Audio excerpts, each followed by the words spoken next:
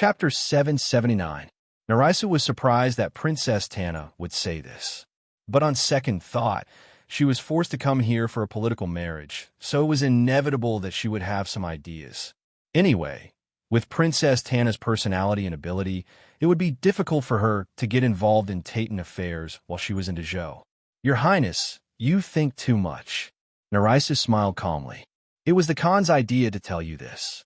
Even if you are married, you are still a Tayton princess. Besides, the Khan didn't say that you have to help. You can't help much in the palace. Princess Tana's breath stopped, and she looked away in embarrassment.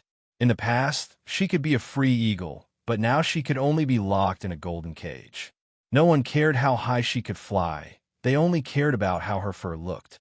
Narisa saw that Princess Tana's expression changed again after hearing her words, and she couldn't help but chuckle and shake her head. This princess couldn't be said to be stupid, but she wasn't a meticulous and intelligent person. She was too straightforward, like most Tayton women, but she might not be able to get along well in the harem of Dezhou. Tell me, how does the Khan plan to deal with Prince Zhongshuan? Is there anything I can do? Narisa smiled, but she looked hesitant. Princess Tana didn't urge her, and she only looked at Narisa questioningly. Narisa said helplessly, Actually, I don't know exactly what the Khan wants to do. It's just a man's business. Your Highness is in the palace, and the only thing you can do is to make Pang Zhishi more anxious. What do you mean? Princess Tana raised her eyebrows. I don't know if you have heard, but when the Qin clan was besieged and chased by us Tayton, Prince Zhongshuan went to look for them against the imperial order. Although these two people's characters aren't good, it's true that they have deep feelings for each other. Princess, why don't you talk to the Emperor of Dezhou and find an excuse to keep the Qin clan by your side? In this way, you can take revenge for Inari Khan and cause trouble for Pang Zhishi. It's even possible that Pang Zhishi and the Emperor of Dezhou will be at odds. As you know, Tayton is in chaos right now. If Dezhou wants to take down Tayton in one go, we won't be able to stop them. If Dezhou becomes chaotic, they won't have time to harass us, right? Princess Tana paced slowly, the soft boots under her feet creaking on the snow. The more she thought about it, the more she felt that what she said that day made sense. Regardless of whether or not she could cause chaos in Dezhou, she could avenge the death of the Khan of Inari, so this trip would not be in vain. I know, Princess Tana sneered. When she falls into my hands, a sneer replaced her unfinished words. Seeing this, Narisu's hands, which were clenched uneasily behind her back, relaxed. Then how does the princess plan to reply to the emperor? After all, she's a princess consort of Dezhou, and the inner palace is equivalent to the emperor's inner residence. I'm afraid it doesn't make sense to let a foreign official's wife in. Princess Tana waved her hand and said indifferently, It doesn't matter. The emperor dotes on me very much. If I say something, he'll agree. That depends on what you plan to say. Narisu face-bombed and thought for a while before carefully reminding. Doesn't the Qin clan speak a little Tayton? She even learned Zhou's etiquette in order to be the bride's envoy. Why don't you tell the emperor that you need someone to accompany you? The Qin clan has interacted with you before, so they're more familiar with you. Moreover, they speak the same language, so you can learn etiquette from her. Princess Tana was stunned for a moment, then nodded with a smile. This idea is very good. With a proper reason, the Emperor of Dezhou will agree to this princess's request. After the two reached an agreement, both of them looked very relaxed. The atmosphere of farewell also became warm and sad. After Princess Tana returned to the palace, she was thinking about what to say. What no one knew was that when Narisu's group left the capital and set up camp in the evening, a guest came to the camp. Mr. Chiu, I've been waiting for you here for a long time. Narisu smiled and invited the person into the tent, then politely brought a bowl of hot tea. This Mr. Chiu was over the age of 30, with a white face and short beard. He was very handsome. At first glance, one could tell he was from the Chiu family. He was Chiu Yuanqing's man, called Chiu Feipu, and was Chiu Feishan's brother. This time, the Chiu family's change. Chiu Yuanqing was able to successfully assassinate Chiu Guang and become the head of the family. Chiu Feipu played a big role. How's the matter? Mr. Chiu only needs to tell the head of the Chiu family that, fortunately, the matter has been completed. I also asked the head of the Chiu family to keep his promise. After our Titan helps your Chiu family to get rid of Pang Jishi, the Chiu family will cooperate with us to get rid of Jiziyu. This is natural. Chiu Feipu smiled. Narisa Darren was very decisive. Since you were so happy to help, our Chiu family naturally understands the Titan's thoughts. After Jiziyu and Pang Xiao fall, first, we can take revenge this time. Second, Dezhou has no fierce general, and I'm afraid they won't have the strength to invade the north again.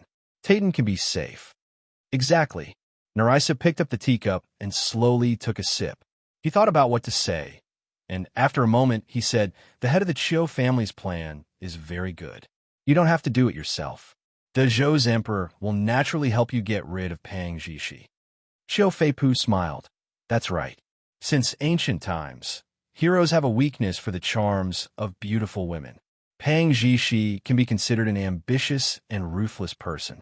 His biggest weakness is the Qin clan. Once something happens to the Qin clan in Dezhou's palace, or if the Dezhou's emperor kills the Qin clan, then Pang Jishi will definitely be furious for the sake of his woman.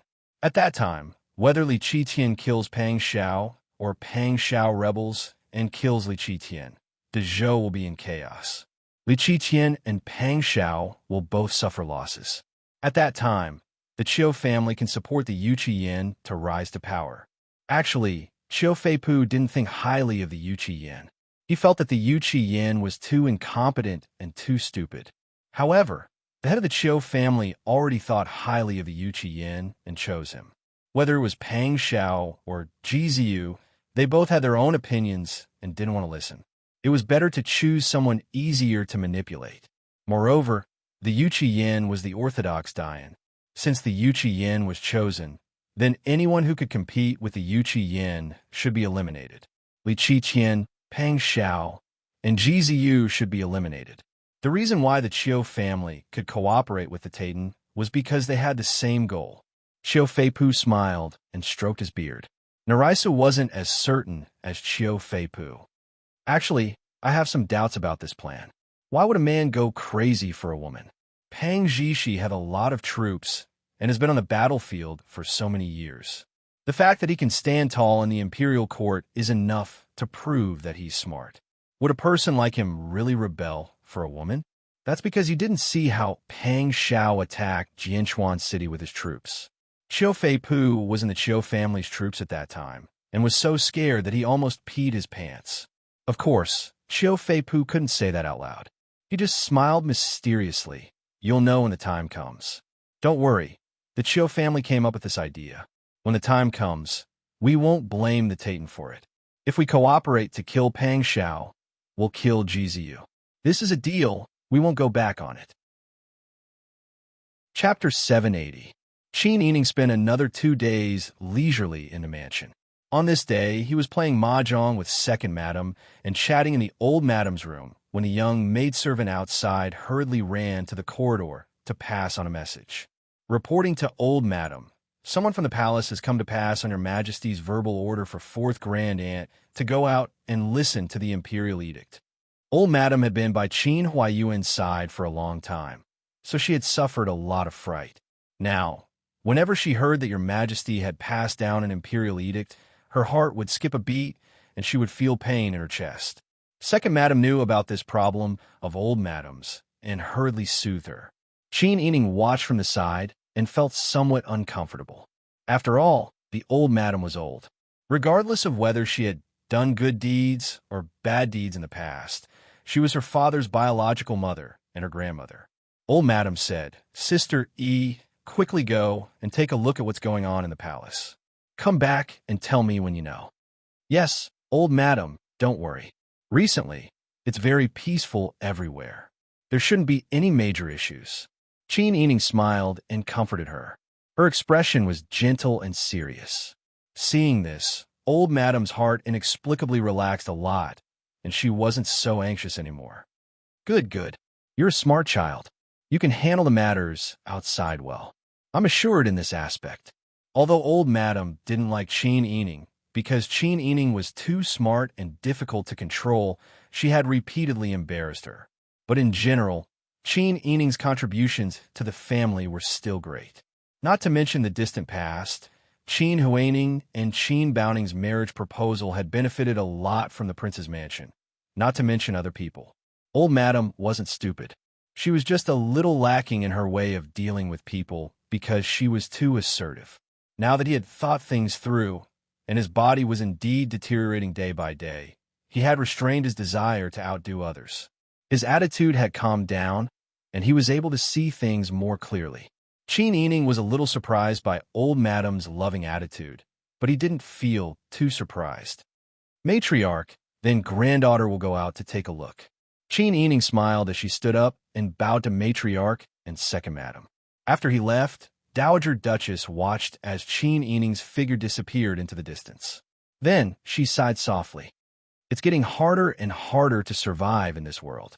Yes. Second Foreign actually had a lot of things suppressed in her heart, but she was meticulous. She could see that Old Madam's body wasn't feeling well, so she was able to suppress the desire to confide in her. She didn't want to say anything that would make Old Madam feel uncomfortable. Old Madam wasn't like Second Old Madam. She only shook her head, and her jadeite earrings hit her cheeks. Our family has been through a lot together. Those of us who were lucky enough to survive should work harder for our dead family members. I don't think our family situation is any easier than before. My brain seems to be temporarily separated from my body. I don't know when your majesty will be displeased and I will die. You're thinking too pessimistically. Although Second Old Madam was also worried, even though she was in the boudoir, she could still feel the treacherous changes in the imperial court. She could also feel how difficult the situation of the family Qin and Prince Zhongshuan's estate was.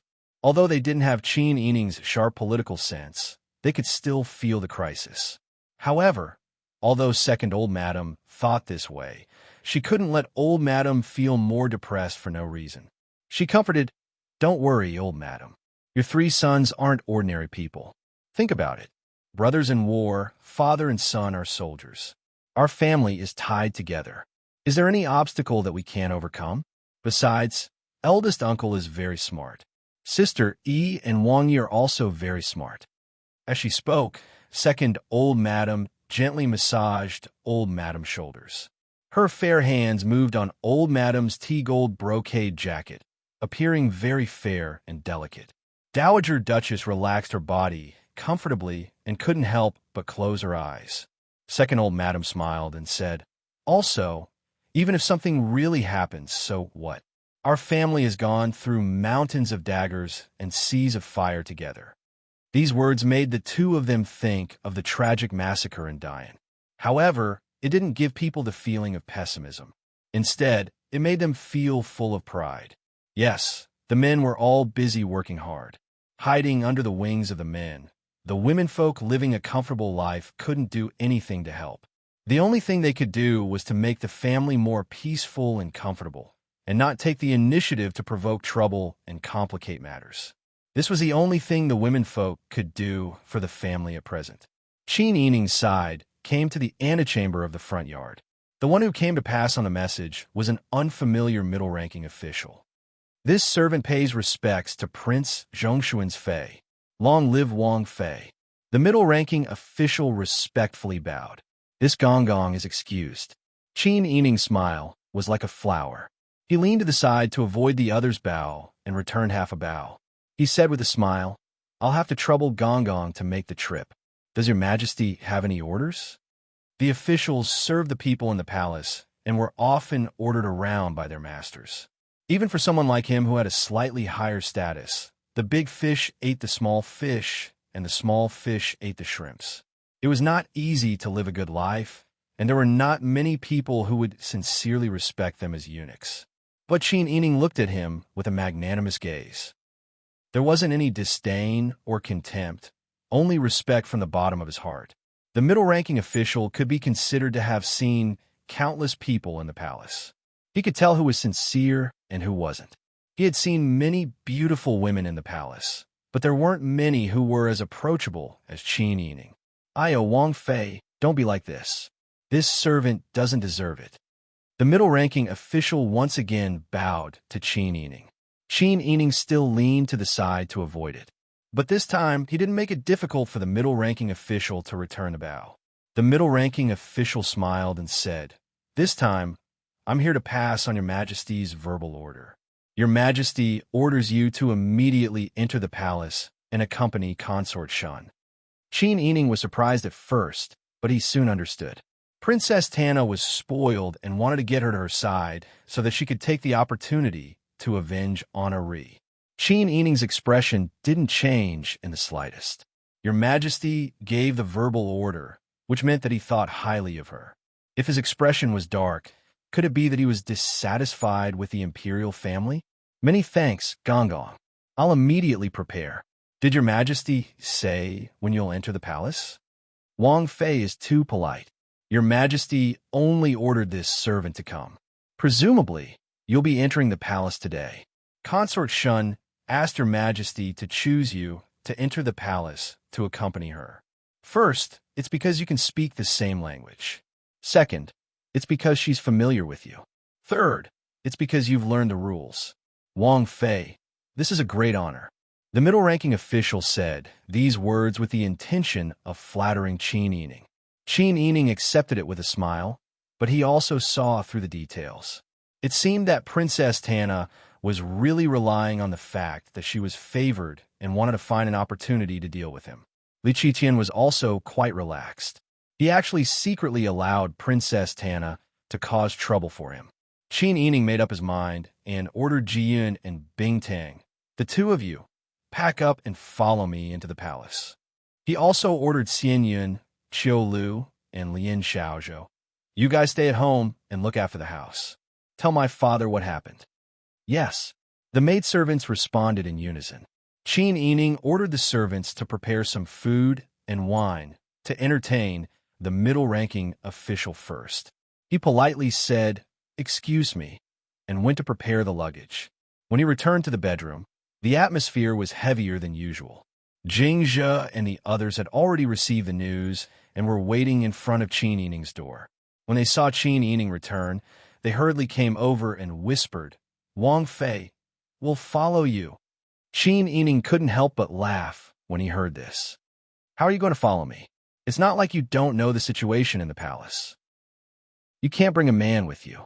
I've already made an exception by bringing Ji Yun and Bing Tang." The few of them couldn't help but feel dejected. What kind of place was the palace? That was Li Qitian's residence, Li Qitian's territory. Qin Yining only brought 2 maidservants into the palace to accompany Consort Shun. That was like sending a sheep into a tiger's den. If anything happened, Li Qitian could capture Qin Yining at any time and punish him. If something really happened, it would be too late for them to rescue him. Everyone was worried and anxious, like ants on a hot pan. Qin Yining found it funny. "You don't have to be like this. I'm entering the palace openly by imperial decree, so I'm safe on the surface. As for those who are secretly plotting against me, I just have to be careful. No matter how bad the situation is, can it be worse than when I was at the Taten?" Seeing Qin Yining laugh so easily, the few of them couldn't help but admire him. If it was an ordinary woman who was forced to be a hostage in the enemy's residence, she would probably have been scared to tears. But Qin Yining was able to face it calmly. After all, he had already experienced too many ups and downs. Everyone finally stopped talking. Qin Yining reminded them not to bring too many clothes and hair accessories. At the same time, he instructed Jing Zhe and the others, "Protect the residents well. Pay special attention to what happens around my father, including what happens in the imperial court. If there are any abnormalities, record it down and send a message to Wang Yi. Think of a way to send a message to me as well. As for how I'm going to send a message to Consort Shun's palace, I'll ask my father if he has any ideas. Of course, if the message isn't urgent, it doesn't matter to me. My only request is that all of you take care of yourselves. Don't rashly take risks just to send a message to me." Jing Zhe and the others nodded. "Don't worry, Princess Consort." Jing Zhe walked to Qin Yining's side and said in a low voice, "Zhong Yiba also said that there are people in the palace who can help Princess Consort. Can Zhong Yiba be trusted?" Qin Yining froze, then shook his head. Although I have a close relationship with him, it's best not to involve outsiders in matters of the palace. If something really happens, it would be too big of a favor. If I want to send a message to you, I'll think of a way. Anyway, you don't have to worry. Just focus on taking care of the residents. Yes. Everyone bowed in unison. Qin Yining brought Ji Yun, Bing Tang, and 3 small bundles out the door. He instructed the servants to prepare a carriage. Qin Yining and the others finished preparing the carriage in the time it took to finish a meal. At this time, Zhongyu had just eaten his fill and was drinking tea. When he saw Qin Yining and the others come out, he immediately bowed. Thank you, Princess Consort, for the meal. Don't mention it. It's been hard on Gong to come all the way here. This simple meal isn't worth much. It's just to fill your stomach. I've already prepared everything. We can leave now. Chapter 781. Tricks. This time, the imperial edict to enter the palace came very suddenly. Qin Yining originally thought that after entering the palace, she would think of a way to contact her father or have someone by her side help pass on the message. However, she didn't expect that as soon as she left the room with the official, she would run into Qin Huaiyuan, who had just rushed back to the Fu. When he saw Qin Huaiyuan, the official's attitude was extremely respectful. Greetings to Lord Qin. This Gong may dispense with the formalities. Qin Huaiyuan smiled and reached out to support him. Zhong Guan stood up. As he was covering his sleeves, his arm bumped into Qin Huaiyuan's sleeve. He immediately felt something heavy fall into his sleeve pocket. The official pinched it without batting an eyelid. It should be a silver ingot, or rather, this was a high-ranking official who was rich and overbearing. The official was very happy. He almost couldn't hide his smile. He softly said, "Many thanks to Lord Qin." Qin Huaiyuan smiled and said, "There's no need to be so polite. My daughter will have to trouble you to take care of her in the palace." I don't dare. Serving the princess is this servant's duty. After the two sides exchanged some pleasantries, Qin Huaiyuan smiled and said, "Could you please delay for a moment? I still have some words to instruct my daughter." The official pinched the silver ingot in his sleeve and nodded with a smile before walking to the side. Qin Yining walked in front of Qin Huaiyuan and said in a low voice, "Father." Qin Huaiyuan stroked his beard and said with a smile, "Your Majesty has chosen you to serve Consort Shenyang. This is your good fortune, and also because he thinks highly of you. After entering the palace, you must strictly abide by the palace rules and serve with all your heart. Do you understand?"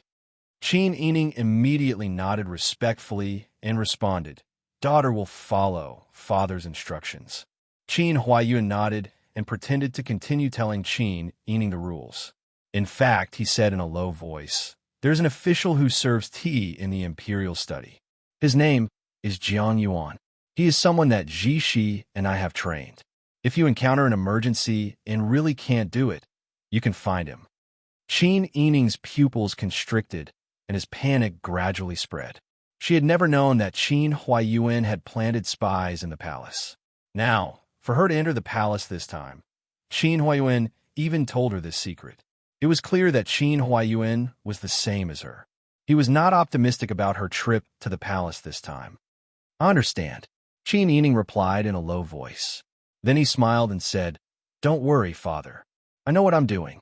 But you have to promise me that no matter what happens, father has to remember that you're here to guard the safety of the two families. Don't only care about me at critical moments. I'll think of a way to deal with everything in the palace." Qin Huaiyuan looked at Qin Yining. When she spoke, her bright eyes were filled with sincerity. This child looked 70% similar to him when he was young. After experiencing so many things, there was an unconcealable wisdom and sharpness between his brows, making people feel that he was different from others. This girl was smart. When she encountered something, she would be able to adapt to the situation. Qin Huaiyuan comforted himself like this, but he still instructed in a low voice, "No matter what happens, you only have to remember that protecting your own life is the most important thing. If you lose your life, everything else will be in vain." "Don't worry, father." Qin Yining nodded again. The father and daughter looked at each other. After a while, they both sighed softly. Qin Yining didn't say anything more. Although he still didn't know what would happen when he entered the palace to face Princess Tana, Qin Yining didn't regard this trip as a serious matter. At worst, he would just deal with whatever came his way. Qin Yining got on the carriage and left the prince's mansion. When Qin Huayuan went to see the old madam, he only said that Qin Yining was praised by the nobles in the palace and wanted her to teach the Taitan princess the rules. The old madam's mood relaxed a lot after hearing Qin Huayuan's words. She also praised Qin Yining for being promising. After coming to the Zhou, she had brought honor to the family Qin. Now, she could even teach the Taitan princess the rules. Qin Huayuan had a smile on his face, but his heart was bitter. Today, he just heard the news from the servants. When he learned that Your Majesty ordered Qin Yining to enter the palace to accompany the Taitan princess, the string of sandalwood Buddhist prayer beads that Qin Huayuan had been wearing for more than 10 years suddenly broke. The beads fell to the ground with a crackling sound and rolled everywhere. The attendant who followed carefully looked for it, but there was still one bead missing. He didn't know where it had fallen. Qin Huayuan's heart was not at ease. He had a bad premonition, tossing and turning in bed like this until late at night. Qin Huayuan was still worried and couldn't sleep. He simply got up and put on his clothes, ground the ink, and wrote a letter to Pang Xiao. He explained the situation here and ordered people to send the letter day and night to the old capital. After sending the letter, Qin Huayuan felt a little relieved. At this time, Qin Yining also didn't rest. Tonight, Li Qitian turned over concubine Yun's plate. Princess Tana was dressed up, but she was working for free. She was sulking in her bedroom alone. In the middle of the night, Princess Tana didn't sleep. She also didn't allow the palace servants around her to sleep. Qin Yining had already been settled down, but Princess Tana's palace servants were ordered to drag him out of the bed. A flickering candlelight illuminated the hall, making it dim and warm. The orange light shone from Princess Tana's chin, making her look slightly fierce. Qin Yining stood with his hands by his side, listening to Princess Tana cursing concubine Yun in Taitan. Qin Yining wasn't fluent in Taitan. He could only speak some simple words. It was better to listen than to speak, but if the other party spoke too fast, she couldn't keep up. However, this didn't prevent Qin Yining from being a pillar here. Princess Tana cursed while secretly observing Qin Yining's reaction. She was waiting for Qin Yining to show the slightest sign of impatience. Then she could use it to show Qin Yining her power. But who knew that after staying up until the middle of the night, Qin Yining was still the same. She was so sleepy that she couldn't open her eyes. Concubine Prince Zhongshuan, what do you think? Princess Tana asked in Taitan. Qin Yining actually understood, but he just pretended to be confused. When Princess Tana saw this, she knew that Qin Yining didn't understand what she was saying. She sneered and continued to curse in Taitan. Slut, seducing Si Qin Khan and causing the death of a Nari Khan.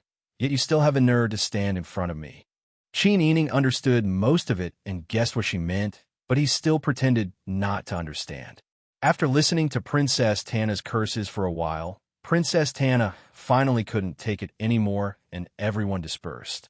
Returning to the side chamber, Qin Yining untied his long hair and laid down with his clothes on. Ji Yun and Bing Tang sat on the left and right of the bed. Concubine, how are we going to live? She's too good at tormenting. I think she's 10,000 times worse than concubine Yun. She has a noble status, so she's naturally different. Everything must be guarded against arrogance and rashness. Just be patient. Bing Tang wanted to give people itchy medicine again. But this was the imperial palace. Bing Tang had been forced to leave the bottles and jars outside the palace before entering the palace. Concubine, you should rest well. We don't know what she's going to do tomorrow. And you should all quickly go to sleep. Don't take off your clothes first, so as not to wake us halfway. Qin Yining was right. She had just fallen asleep for less than 2 hours when a palace servant came to invite her to come to the palace. The palace servant was obviously very sleepy. He covered his mouth and yawned. When he saw Qin Yining, his eyes were full of tears.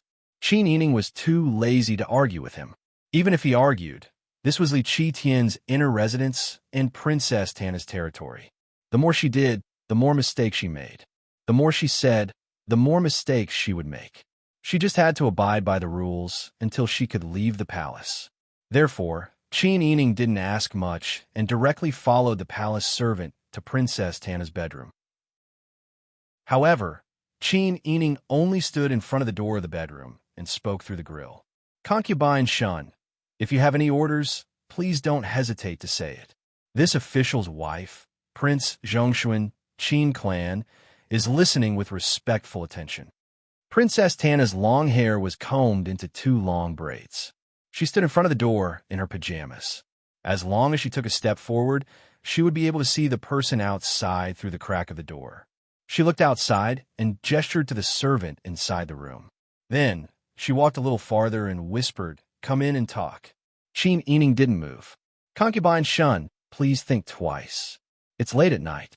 Although you and I are both women, rumors are fiercer than tigers. If this official's wife enters your bedroom to talk to you at this time, it's very likely that someone will use this matter to attack you. Not to mention other things. If someone accuses you of having a close relationship with an extramarital affair, you may lose the emperor's heart. Please think twice." Princess Tana didn't think too much. She didn't want to directly take Qin Yining's life. She wasn't crazy. If she killed Qin Yining like this, wouldn't all the blame be on her? But she also couldn't let Qin Yining be so arrogant. If she couldn't kill her, then she'd rather let her live a life worse than death. There were so many punishments in the palace, and many of them were the kind that didn't leave scars.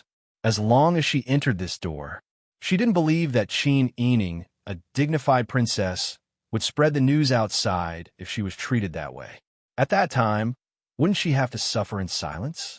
But Qin Yining refused to come in from the beginning. Princess Tana said in a deep voice, "You just entered the palace, and you're already not listening to this princess's orders." Qin Yining was also impatient with Princess Tana's pestering. She sneered and said, "It seems that Princess Tana's Zhou dialect needs to be learned more. This official's wife is only here to teach you the rules. This official's wife is a woman with an order, not a maid who can be ordered around at will. You didn't settle down properly in the middle of the night, but asked this official's wife to enter your bedroom. This official's wife doesn't feel that she's so familiar with Princess Tana that we can talk for a long time. This official's wife advises you to be quiet. You're always jumping up and down. You should be careful." Duke Tana was so angry that he pulled open the palace door. Qin Yining saw Princess Tana angrily striding out. She pointed at Qin Yining and said, "You dare to be disrespectful to this princess." Chapter 782. "You've got guts. How dare you speak to me like this?" Princess Tana pointed at Qin Yining, unable to restrain her anger. "Come, arrest her for me." "Nyang nyang this." Several palace maids looked at each other and finally knelt down. "Nyang nyang this servant doesn't dare." "Don't dare? I ordered you. How dare you disobey my orders? Don't tell me you don't want to live anymore."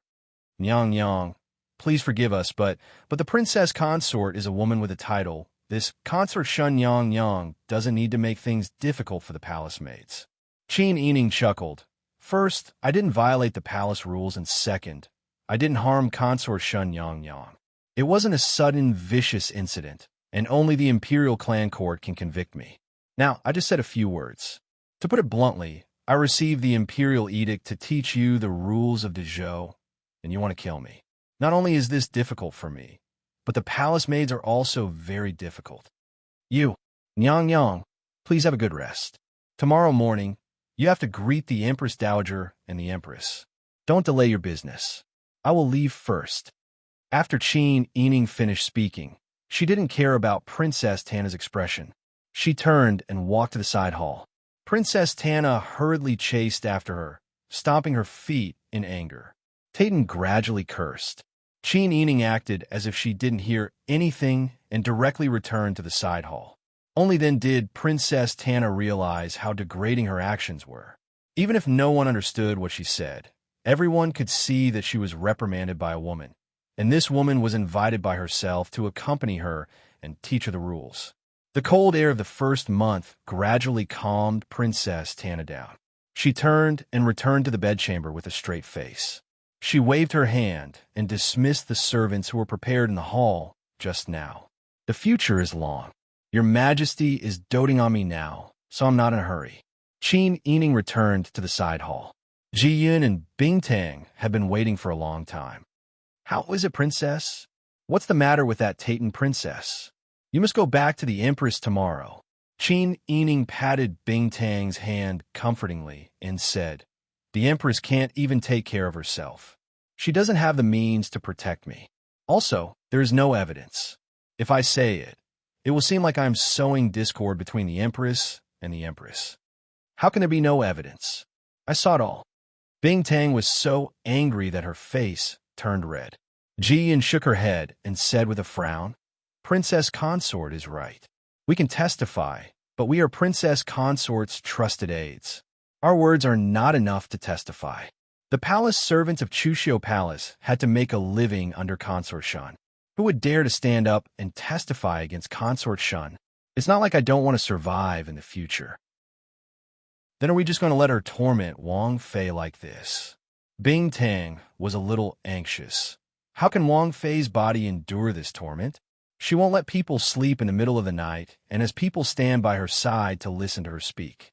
Dezhou can't even speak properly. How can she have so much to say? Qin Yining was amused by Bing Tang's cute appearance when she complained. The irritation caused by Princess Tana disappeared. All right, don't be angry. He pulled Bing Tang's hand and said with a smile, She hates me in her heart. That's why she's trying to torment me. Actually, this is a good thing for me. A good thing? That's right. At least she's not a scheming person. If she had hatred in her heart but a smile on her face, that would be even more difficult to guard against. Now that she's willing to directly express her disgust for me, she's not that scary anymore. Bing Tang thought about it carefully. This was really the case. She smiled and said, Princess Consort is always able to see through everything. Us servants followed you to help you.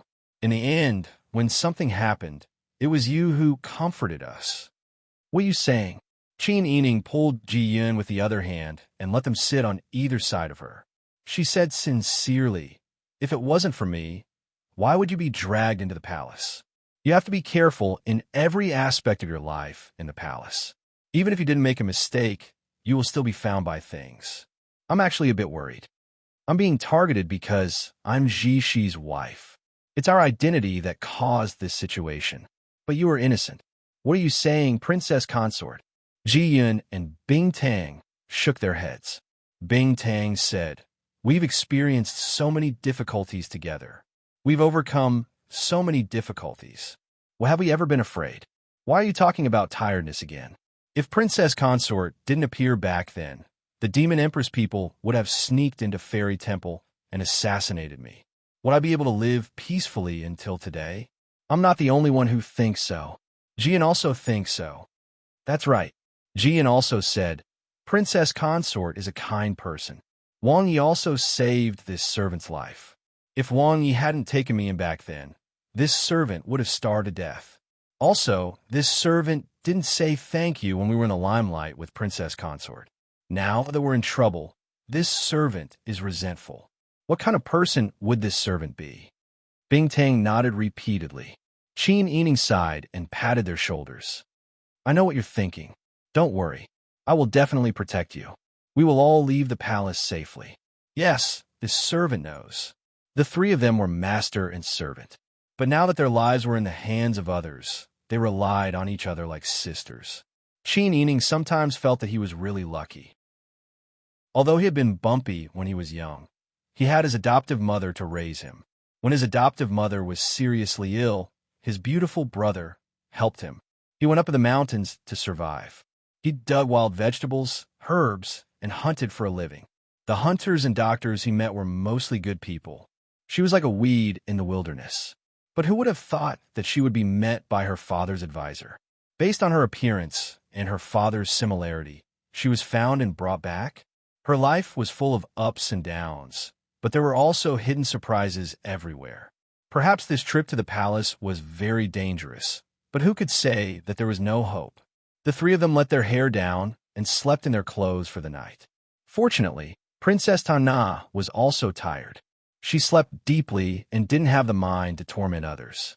Thus, the palace servants and Qin Yining all slept.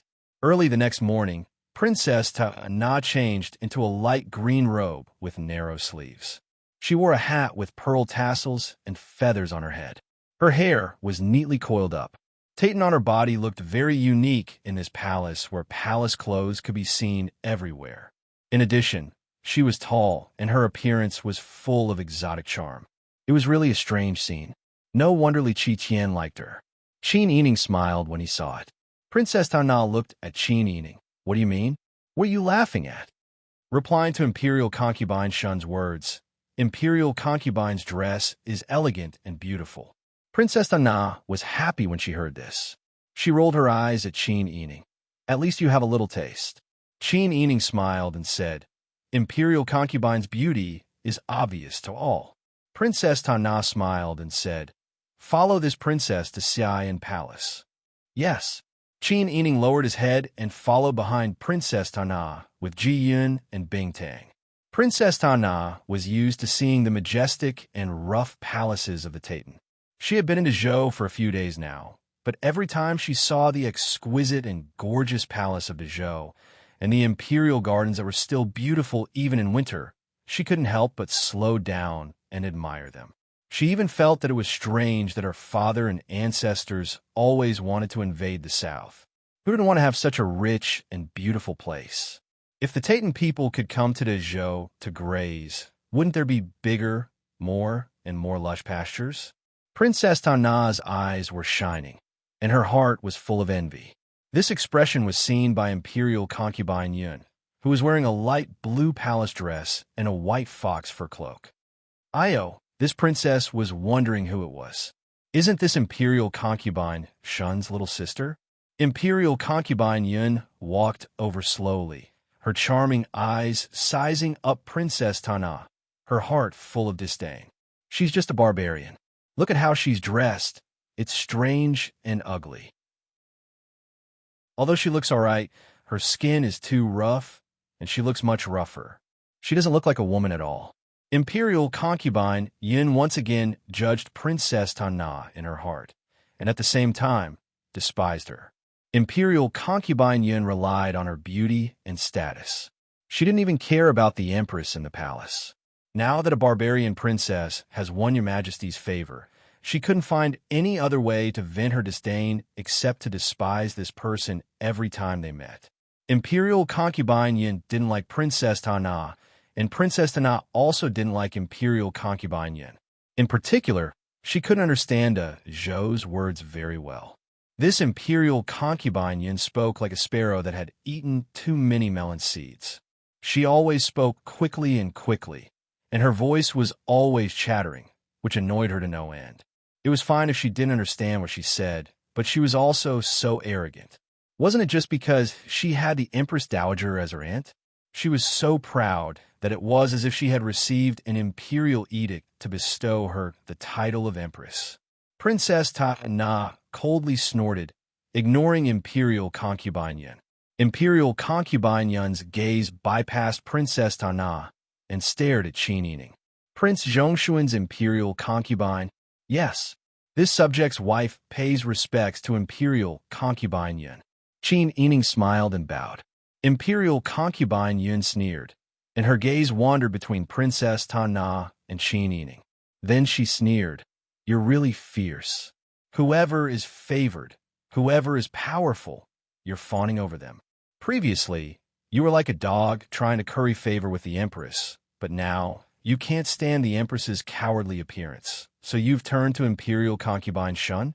Imperial Concubine Yun sneered and leaned closer, saying in a low voice, "This concubine suggests that it's better for you to rely on this concubine. Who knows, if this concubine is in a good mood in the future, this concubine might even give you a way out. Those who follow me are either cowards or barbarians. Aren't you afraid that you'll be dragged to accompany them to the grave?" Qin Yining lowered his eyes. Many thanks for Imperial Concubine Yun's concern. If Imperial Concubine Yun is interested, you should learn more about the palace rules. Imperial Concubine Yun gritted her teeth and didn't say a word. Ever since Qin Yining had framed her for wanting to injure the imperial prince, she had been forced to reflect on her actions for several days. She had also been forced to learn a lot of rules. It wasn't easy for her to regain the Empress's favor, but Qin Yining still dared to mock her to her face. Don't be so smug. This concubine only wants to see how long you can be smug for. There's no need for you to worry about that. Chapter 783. At this time, the Empress Dowager was talking with the Empress. Seeing Imperial concubine Yun and Princess Tana walking side by side, followed by Qin Yining, they both looked over. When Imperial concubine Yun saw the Empress Dowager, she was like a delicate little butterfly rather than a flower. She happily walked to the Empress Dowager. "Aunt, when did you get up this morning? Qinxie sees that you have dark circles under your eyes. Did you not rest well last night?" The Empress Dowager lowered her eyes and lightly said, "Ijia is already in spring and autumn. How can Ijia be as carefree as you people of your age? Of course, Ijia is not like you who fall asleep as soon as your head hits the pillow." The smile on Imperial concubine Yun's face froze, and she awkwardly smiled. Yes, Qinxie is stupid and cannot help Aunt. She had felt the Empress Dowager's alienation and dissatisfaction countless times. The Empress Dowager did not like to see her. She did not like to discuss matters with her and did not let her do anything. Although Imperial concubine Yun relied on her beauty to become an Imperial concubine, she knew in her heart that if she was not the Empress Dowager's niece, she would not have reached her current position. Now that the Empress Dowager was alienating her, it was equivalent to taking away her advantages. In the future, she will completely lose your Majesty's favor. She will also lose her value to her maternal family and be abandoned like a pair of worn-out shoes. Imperial concubine Yun's heart was terrified. If the Empress and Imperial concubine Shun were not present, she would definitely kneel and beg for the Empress Dowager's forgiveness. But in front of the enemy, she could not show weakness. The Empress Dowager glanced at Imperial concubine Yun and turned to look at Princess Tana with a smile. Imperial concubine Shun should be used to life in the palace? Yes. Princess Tana unconsciously nodded. Then she remembered the rules of the palace and bent her knees. But her Dezhou accent was still strange, replying to the Empress Dowager, "Qinxie has adapted a lot." The Empress Dowager slightly frowned. She was very dissatisfied with Princess Tana's stiff posture and strange accent. She wiped her mouth with a handkerchief and looked away. "Sit down." Out of the corner of her eye, she saw Qin Yining and added, "Oh, Qin clan also sit down." "Yes, thank you, Empress Dowager." Qin Yining bowed respectfully and then took a seat at the end of the table. The Empress Dowager continued to ask the Empress, "Why did the expenses in the palace increase so much this month? As the Empress, you should also think of ways to share the Emperor's burdens. We are in the imperial harem and cannot expand our territory. At the very least, we should know how to be frugal and let the Emperor have fewer worries." The Empress knew that the Empress Dowager said this because she wanted to show her authority in front of everyone. She said, "The Empress Dowager is right. Qinxie also thinks that the most important thing is to increase income and reduce expenditure. First of all, the profits from the concubines and concubines are inexhaustible." The Empress then spoke of many examples of extravagance and waste in the palace, and many places where the silver could be spent. Didn't the Empress Dowager say that she wanted to know how to be frugal and help the Emperor reduce his troubles? The Empress simply followed the Empress Dowager's wishes. Right now, there were more and more people in the palace, and the expenses were increasing. The concubines had long gotten used to it. If the monthly allowance was suddenly reduced, it was inevitable that they would complain behind their backs. Then, the first person they would scold would not be the Empress who carried it out, but the Empress Dowager who had brought it up. The Empress Dowager frowned and felt a throbbing pain in her temples. She found that ever since the Empress came into contact with Qin Yining, she had become more and more difficult to deal with. When Qin Yining saw the Empress like this, he couldn't help but want to laugh. It seemed that although the Empress was cold to the imperial family, she had to settle down and fight for the eldest prince. Qin Yining didn't interrupt the matter between the Empress Dowager and the Empress. He just lowered his eyes and drank tea, listening to the confrontation between the mother-in-law and daughter-in-law in the palace. However, after arguing for a while, the Empress Dowager became more and more irritated. Okay, you can all leave. The Empress Dowager urged irritably. Doesn't the Qin clan still need to teach concubine Shun the language and rules of the Zhou? I don't think your teaching is very good. Yes, Qin Xie will teach her with all her heart. What Princess Tana learned had nothing to do with the Empress Dowager. Princess Tana understood the Empress Dowager's words, and her face instantly flushed red. If it wasn't for the Empress Dowager's identity and her purpose in coming to the Zhou for a political marriage, she really wanted to take out her whip and give this vicious woman a good beating. Concubine Yun naturally saw the Empress Dowager's irritation. She didn't dare to stay in front of the Empress Dowager for too long to avoid offending her. She turned and followed the Empress and the others out of San Palace, who knew that as soon as she left the palace, the Empress Dowager's head palace maid came up to her and curtsied. Concubine Yun, the Empress Dowager asks you to speak. Concubine Yun's footsteps paused, and she almost laughed out loud.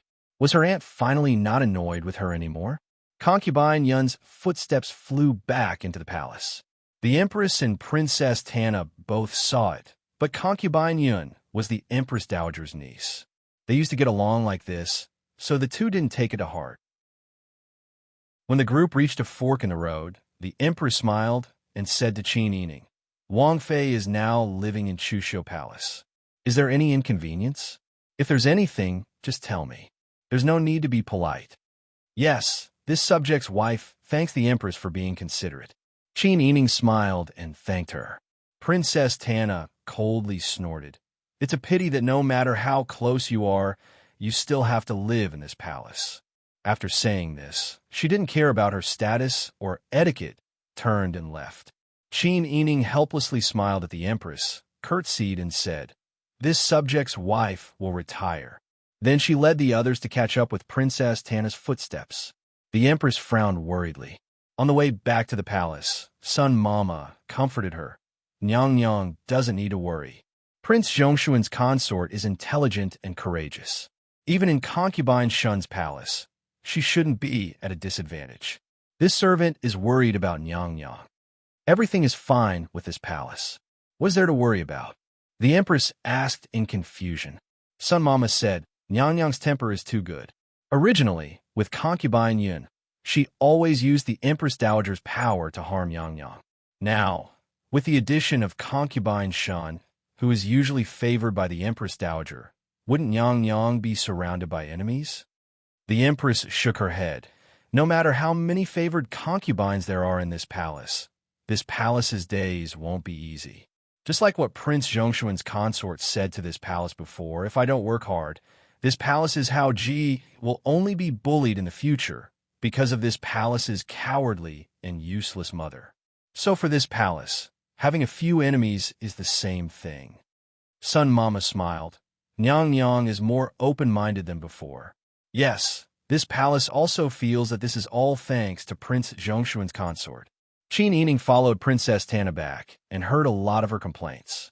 However, she was different from Princess Tana and the Empress. She was very concerned about the matter of concubine Yun being deliberately left behind by the Empress Dowager.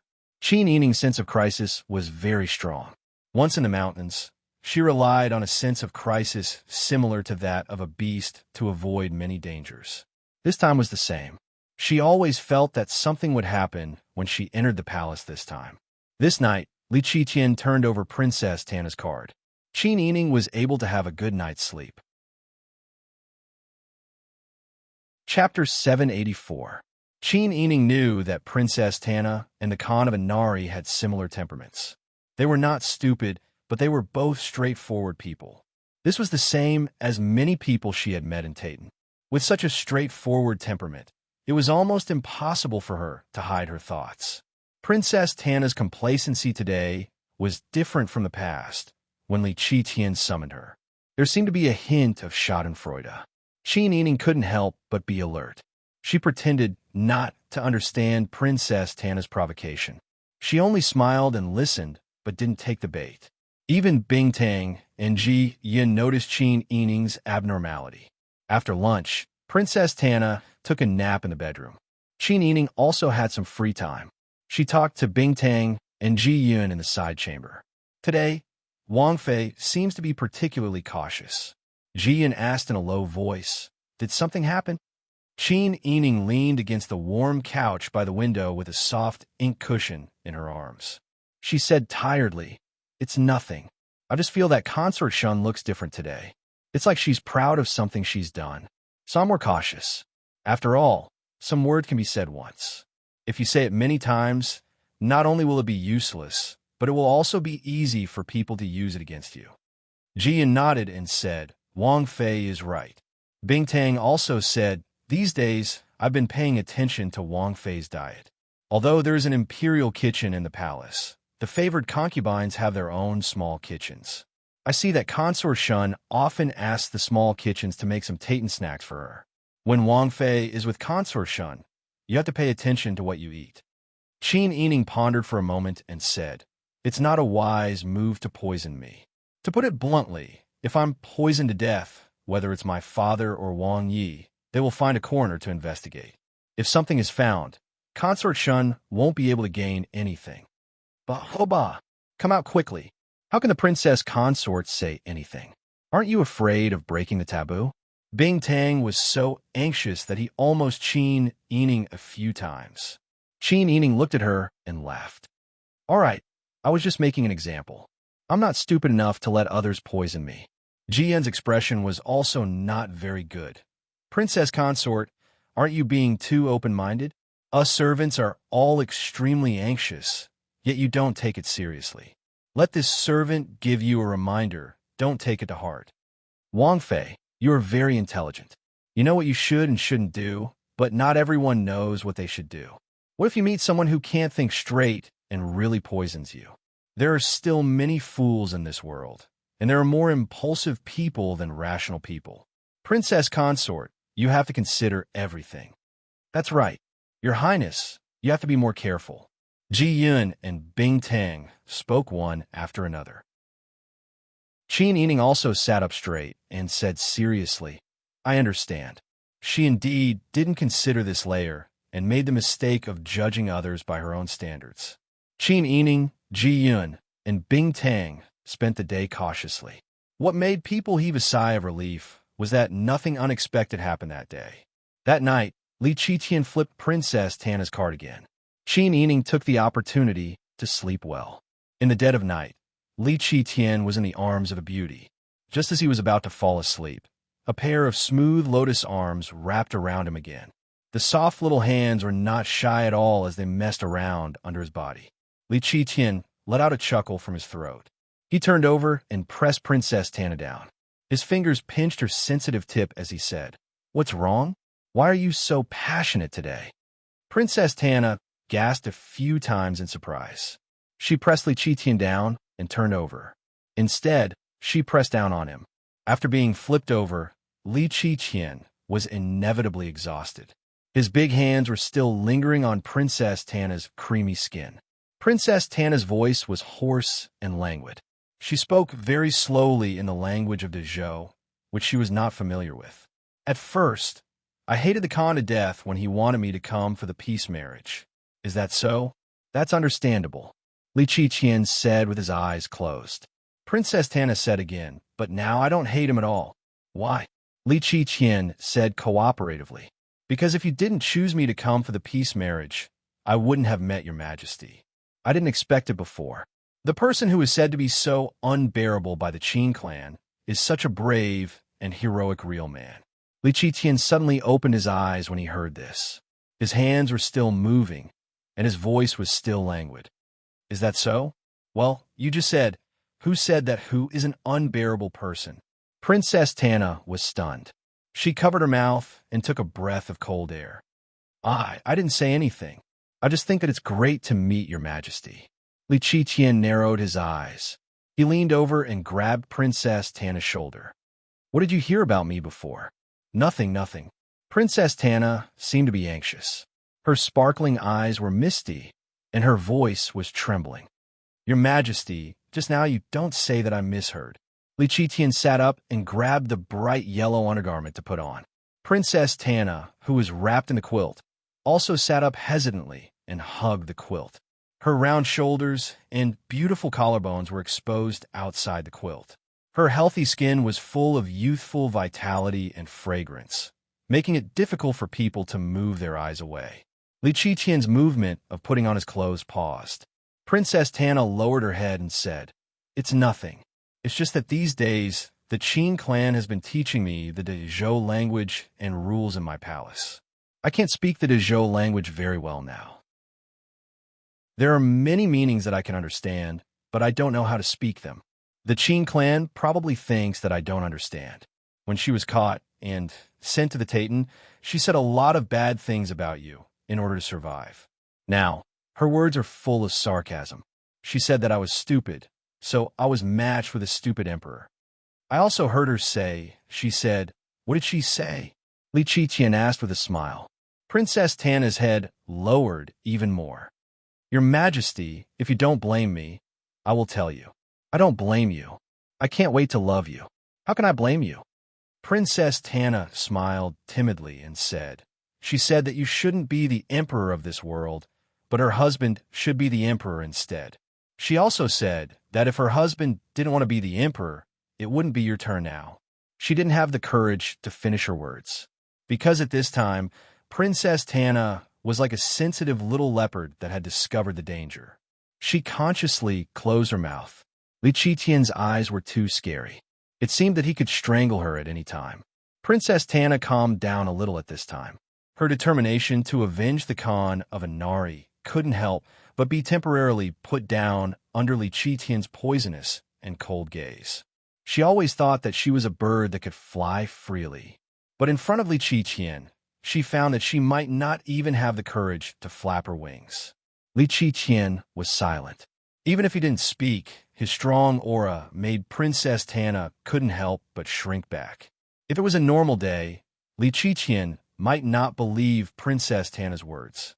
But today at the court meeting, someone had just impeached Pang Xiao. At that time, he ordered Pang Xiao to eliminate the Yu Qiyan, although it was a secret edict. But this matter was also discussed with a few trusted ministers in the small court meeting. Now that so much time had passed, and Pang Xiao held the military power of the old capital in his hands, could it be that 100,000 troops couldn't eliminate a Yu Qiyan? Jiziyu resisted the Titan invasion here for only a few months? Pang Xiao didn't respond for a long time. Li Qitian was already worried about this matter. Today, there were ministers who thought the same as him. Now he heard Princess Tana's words. It was hard for Li Qitian not to think too much. No matter how powerful, intelligent, and capable Qin Yining was, she was still a woman. Where did a woman get the courage to say such words? If she hadn't been influenced by him on a daily basis, would she have blurted out such words? Li Qitian looked at Princess Tana again. This woman just changed the way she complained in front of him, and she was scared to this extent. Coupled with his observation of her these days, this kind of lie wasn't something she could make up. It wasn't that Tana didn't know how to make up a lie to murder Qin Yining. It was just that Tana didn't have the brains to make the lie happen on the point that he cared about the most. What Tana said today was most likely taught by someone. Li Qitian actually went through the palace coup that day. Although he still believed in Tian Jizi's judgment, he was more or less touched by the support of Pang Xiao and the family Qin family. But that touched heart was not as important as his throne. Sometimes Li Qitian thought back to the past, thinking of the years when they fought on the battlefield together and thinking of Pang Xiao's character. If it was said that Pang Xiao would rebel, Li Qitian wouldn't believe it completely if he didn't look at the judgment.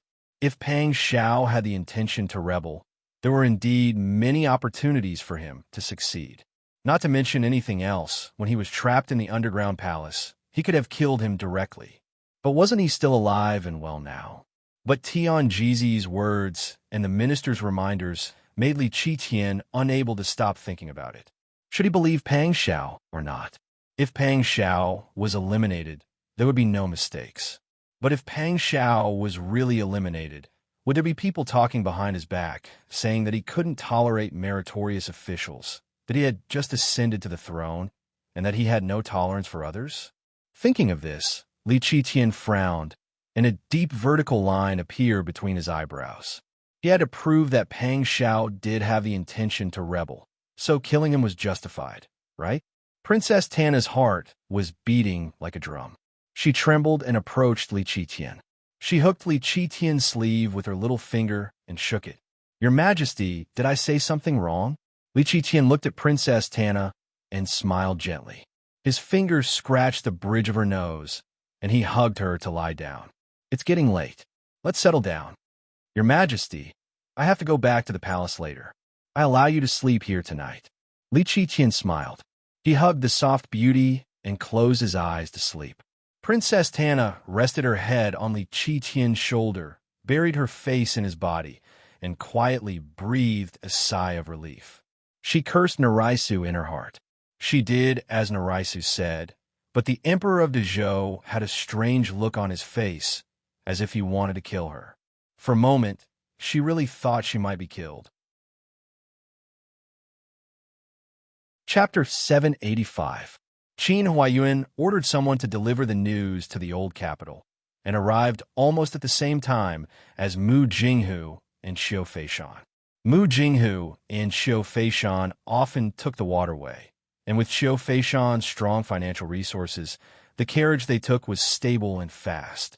If not for her pregnancy, they would have arrived at the old capital even faster.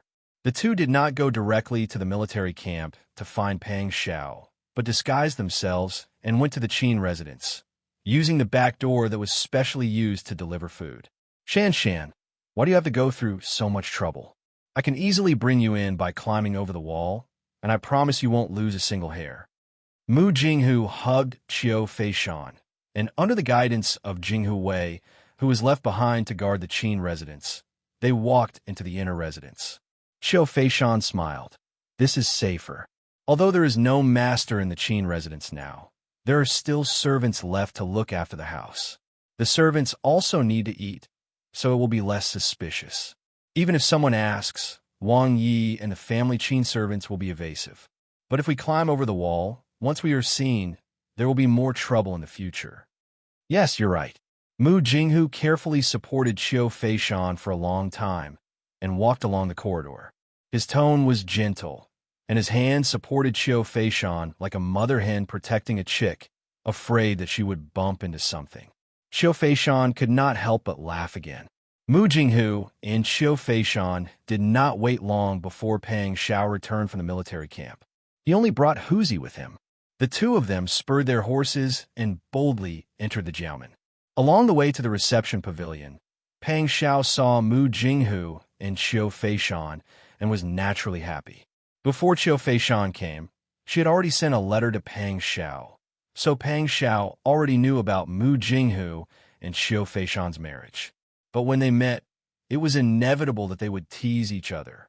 A moment later, Xiu Feishan cut to the chase and said, "I received a tip-off on the way. The Taitan and Xiu Yuanming's people are colluding." Pang Xiao didn't express his opinion immediately. He just smiled and said, "Oh." Xiu Feishan said, "Xiu Yuanming has already chosen the Yu Qiyan. In this way, whether it is you, Ji Lan, or Jin Shang, all of you are Yu Qiyan's opponents, and all of you have become Xiu Yuanming's target. Xiu Yuanming is quite clever. He cooperated with Taitan to cripple you first, then worked together to kill Ji Lan." Pang Xiao smiled again, without the slightest hint of the heaviness of knowing that someone wanted to kill him. "Wang Yi isn't afraid?" Xiu Feishan asked with a smile. "What are you afraid of? Do you think I haven't encountered enough? On the battlefield, if I were to retreat out of fear even once, the enemy's saber would have already chopped off my head. It's common for people to want my life." With a slight pause, Pang Zhao's expression was slightly cold. "I just didn't expect that this time it would be like this." Xiu Yuanming thought very well, and some people's designs are also very good. Xiu Feishan and Mu Jinghu were clear about the "some people" that Pang Xiao mentioned. Pang Xiao took out the letter that Qin Huaiyuan sent from his sleeve and handed it directly to Mu Jinghu with a heavy expression. Mu Jinghu unfolded the letter and read it together with Qiu Feishan. What does this Titan princess want to do? Could it be that she wants to avenge Inari Khan? Qiu Feishan shook her head thoughtfully. In my opinion, it won't be that simple. Jin Shang is not a person who will let a woman spoil her just because she is happy. Rather than saying that Jin Shang agreed to Princess Titana's request, it's better to say that he has this idea himself. Pang Zhao's voice was heavy. You are right. Mu Jinghu scratched his head. He was really not good at thinking about people's minds. Pang Zhao lowered his eyes and still had a smile on his face, but his eyes were cold. His slender fingers clenched into a fist, and his knuckles turned white, but he could only grasp a handful of air. He was not as calm as Li Qitian. Li Qitian was not the kind of person who would let a woman spoil her just because she was happy, but he was, no matter what it was, as long as it went against Qin Yining's wishes, as long as it threatened the safety of Qin Yining, he would definitely consider Qin Yining's feelings as his first consideration. He could be calm in front of two armies. Even when he encountered the enemy's troops that were 10 times his own, he was not afraid. But just a short letter, a piece of news from afar, had already stirred his heart into a mess, and his fingertips were cold. Pang Zhao knew that he was afraid. He even wished that he could immediately rush back to the capital and rescue Qin Yining from the public, so that no one would have a chance to hurt her. But he could not leave. Not to mention that if he left, even if he left without permission, even if he handed over the general's military power to someone else, even if he brought Jinghu Wei back, what could he do? Since he was alone, he could only let Li Qitian take advantage of this to punish him. At that time, wouldn't he be even less able to protect Sister Yi? Pang Zhao's eyes were dark, and the smile on his face was still there. But when he lowered his eyes, he revealed anxiety and weakness, which made Mu Jinghu and Qiu Feishan feel sympathy. Little fox, don't worry. Your wife is like you, very smart. She will be fine in the palace. If someone wants to scheme against her, they should consider their own strength first. Even my Sherbua said that she can calculate everything in the world, but the Qin clan is a variable. She can't calculate her matters. You see, even my Sherbua said so. Doesn't that mean that your wife is powerful? Pang Zhao smiled, and when he spoke, his voice was slightly hoarse. I know, but no matter how powerful she is still a weak woman. In a place like the palace, if it is a fight between women, I believe that she will not be at a disadvantage. But if someone forcibly intervenes, you also know that my father-in-law is very smart. He has experienced ups and downs in the officialdom for half his life and is the most stable person. If he didn't feel that something was wrong, he wouldn't risk being discovered and hurriedly send a letter. Qiu Feishan lowered her eyes and bit her lower lip. After a moment, she said, Wang Yi, it is useless to only worry. You should think about how to deal with it. Yes. Pang Zhao leaned back in his chair, and for the first time, he bent his back like a flag. His sitting posture was very casual, but there was also a hint of tiredness. He rested the back of his head on the top of the chair, his skull was propped up, and looked at Chang Chun in a daze. Mu Jinghu and Qiu Feishan didn't speak for the time being, leaving space for Pang Zhao to think. After a moment, Pang Zhao still maintained that sitting posture and squeezed out a voice from his throat. He wants to kill her. Mu Jinghu opened his eyes wide and stared blankly at Pang Zhao. Qiu Feishan lowered her long eyelashes and didn't speak. Obviously, she had already thought of it. It was only because she was sure that Pang Zhao could figure it out himself that she didn't speak before. Pang Zhao narrowed his eyes, kill her, and test my movements. If I make a move, it will be a good reason to get rid of me. If I don't make a move, it will also be a blow to me. Pang Zhao suddenly jumped up and stood in place. Gritting his teeth, his back molars were too hard, and the outline of his jaw was tight. Qiu Feishan sat next to Mu Jinghu and looked up at Pang Zhao. What is Wang Yi going to do? Pang Zhao seemed to have made up his mind, and turned around, asked Mr. Su to come. Huzi immediately nodded and ran out to find him. Not long after, Su Weiji quickly walked over and saluted in front of the door. Wang Yi. Pang Zhao said, No need to be so polite. There is something I need you to do. Su Weiji understood Pang Zhao Even if everyone thought that they would lose during the battle, Pang Xiao would still smile easily and keep his mind calm. But now Pang Xiao's face was extremely ugly, as if all the muscles and bones in his body were tense and even a little stiff. Something must have happened. Wang Yi, please tell me this old man will definitely go through water and tread on fire, even if I have to sacrifice my life. Good. I can't leave, so I must ask you to do this. Set off immediately to Southern Yin to see Yuchi Shujia. I will arrange for people to follow and protect you, and write a letter of visit. Su Weiji asked, Find Yuchi Shujia? What do you want to talk about? Tell Yuchi Shujia that His Majesty has broken his promise to him. He had already acknowledged the independence of Southern Yin, but then he gave Yuchi Shujia the title of king. The reason why such a thing happened must be because His Majesty wants to use Yuchi Yan's legitimate status to annex Southern Yin. Su Weiji frowned. Wang Yi, if you do this, you don't have to persuade me, Mr. Su. This matter depends on you. I believe that if you say this to Yuchi Shujia, that despicable person who only knows how to talk behind people's backs will definitely be afraid. As long as he shows signs of being moved, tell him that I will expel the Yuchi Yin to Southern Yin. As long as Yuchi Shujia can kill the Yuchi Yin, then the Dayan's legitimate Yuchi Shujia will be his. But Wang Yi, Yuchi Shujia is a person who pays special attention to his reputation and legitimacy. In the past, he had several opportunities to get rid of the Yuchi Yin, but for the sake of his own good reputation and his legitimate Dayan identity, he has never done anything. Even as the ruler of a country, when he sees the Yuchi Yin again, he still has to perform the etiquette of a ruler and his subject. I'm afraid this arrangement of yours won't work. Pang Xiao raised his eyebrows and smiled. Mr. Su, do you really think that I want Yuchi Shujia to kill the Yuchi Yin? Su Weiji lowered his head and pondered, but in a breath, he had already figured it out. Wang Yi, what do you mean? What I want isn't the Yuchi Yan's life. What I want is Yuchi Shujia's life. I want Southern Yin. Pang Xiao turned around and sat back in his seat. His eyes shone brightly, and he didn't hide his sharpness at all. This time, Yuchi Shujia will definitely pretend to agree, and then protect the Yuchi Yin, all for the sake of that ridiculous legitimacy and reputation. But think about it. What kind of personality does the Yuchi Yin have? He's cowardly, paranoid, and all those things that he went through in the past have turned him into a frightened bird. Today's secret edict wants me to deal with the Yuchi Yin. As long as I act according to the edict and dispatch troops to suppress the bandits, expel the Yuchi Yin from the old capital, and take him to Southern Yin, I don't need to kill him. The journey there will erase what little humanity he has left. Chapter 786.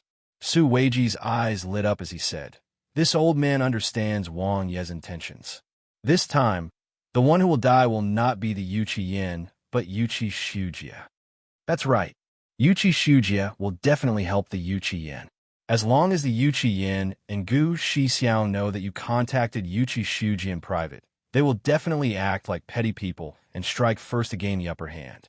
They will definitely not accept Yuchi Shujia's kindness. Think about it. When the time comes, what will the Yuchi Yin become in the eyes of the people of Southern Yin? Ungrateful, betraying the old country, becoming the ruler of a fallen country, surrendering to the Zhou, and even assisting the Zhou in killing Yuchi Shujia.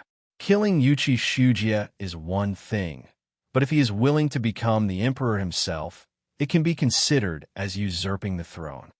But Wang Yi will not allow him to sit on that throne, Su Weiji said with bright eyes. Pang Xiao nodded with a smile. Yes, I will drive him out immediately after he makes his move. At that time, the only person he can seek help and protection from will be His Majesty. At that time, all the people of Southern Yin will think that he has completely surrendered to His Majesty, which is why he killed Yuchi Shujia for His Majesty. Wonderful, wonderful.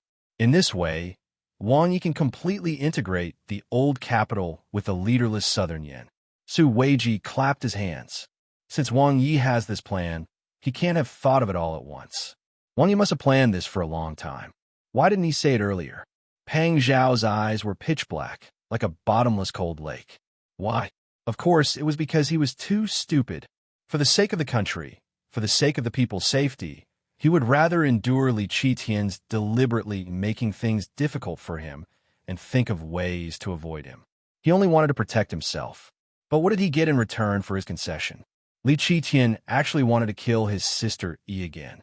He didn't care at all about how much merit Qin Yining's Qin Tian alliance had achieved during the seizing of the palace. His silence made everyone present speechless for a moment.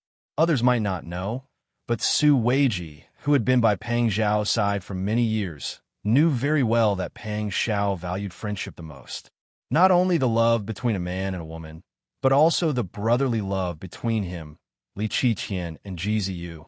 If Pang Zhao really had the intention to rebel, as Li Qitian suspected, then from the very beginning, Li Qitian would not have had the chance to ascend to that position. This was because Pang Zhao, who held military power and was the Tiger Army's trusted and worshipped commander-in-chief, had countless ways to seize power for himself. Moreover, he had done so legitimately. But he did it for the sake of the common people, and also to maintain the friendship between brothers. That was why he had done whatever Li Qitian told him to do and had been the scapegoat for so long. Thinking of this, Su Weiji almost burst into tears. Pang Zhao, however, was thinking about his own plan. "Mr. Su, can you see if there are any flaws in my plan? To be honest, I need to have enough bargaining chips in my hands to make His Majesty not dare to make a move. Otherwise, Sister Yi's life will not be guaranteed." Su Weiji thought for a moment, then asked, "Wang Yi, what happened in the capital?" Without waiting for Pang Zhao to answer, Su Weiji said, "But Wang Yi was able to make arrangements early, so it can be considered not too late." Qiu Feishan saw this and said, "Actually, the matter is still very urgent. Your Majesty invited Princess Yi into the palace, and..." Qiu Feishan told Su Weiji the news she received and the message from Qin Huaiyuan. The more Su Weiji heard, the uglier his face became, and his fingers trembled. This situation is not good. Su Weiji glanced at Pang Zhao. Seeing that Pang Zhao's face was still calm, he said, "Your Majesty made it clear that he wants to test Wang Yi.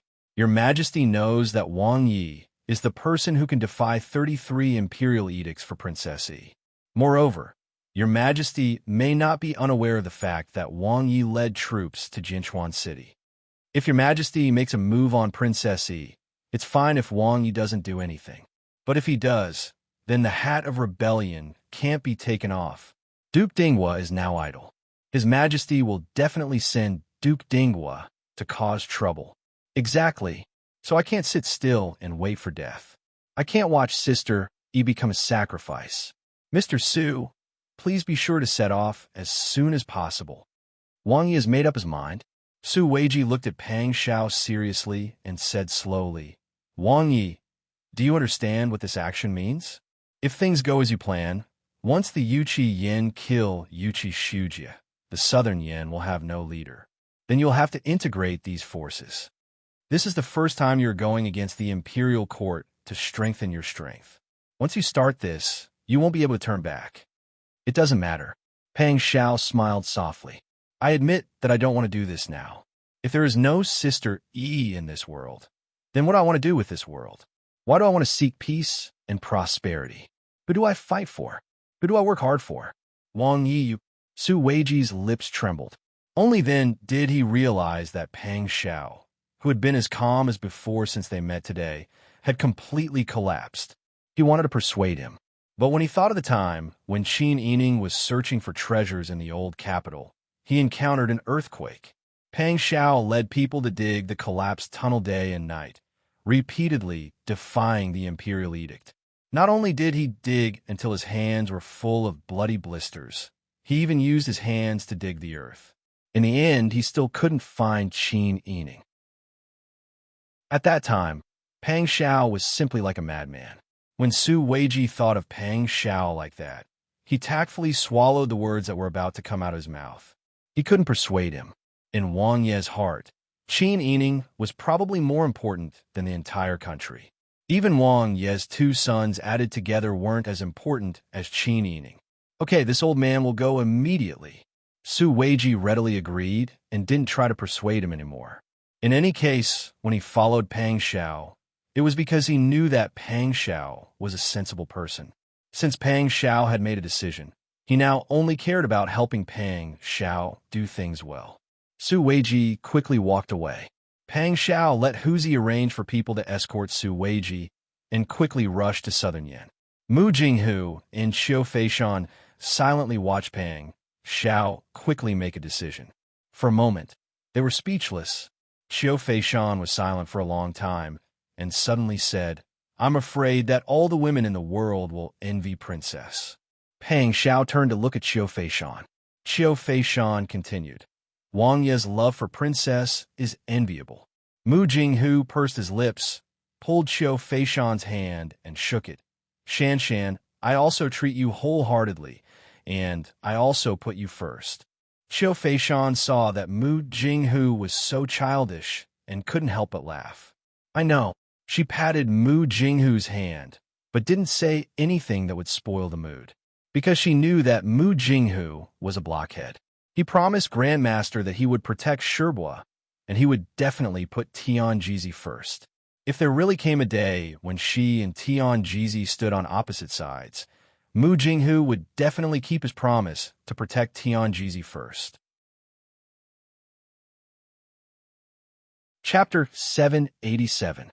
Qin Yining was in the palace.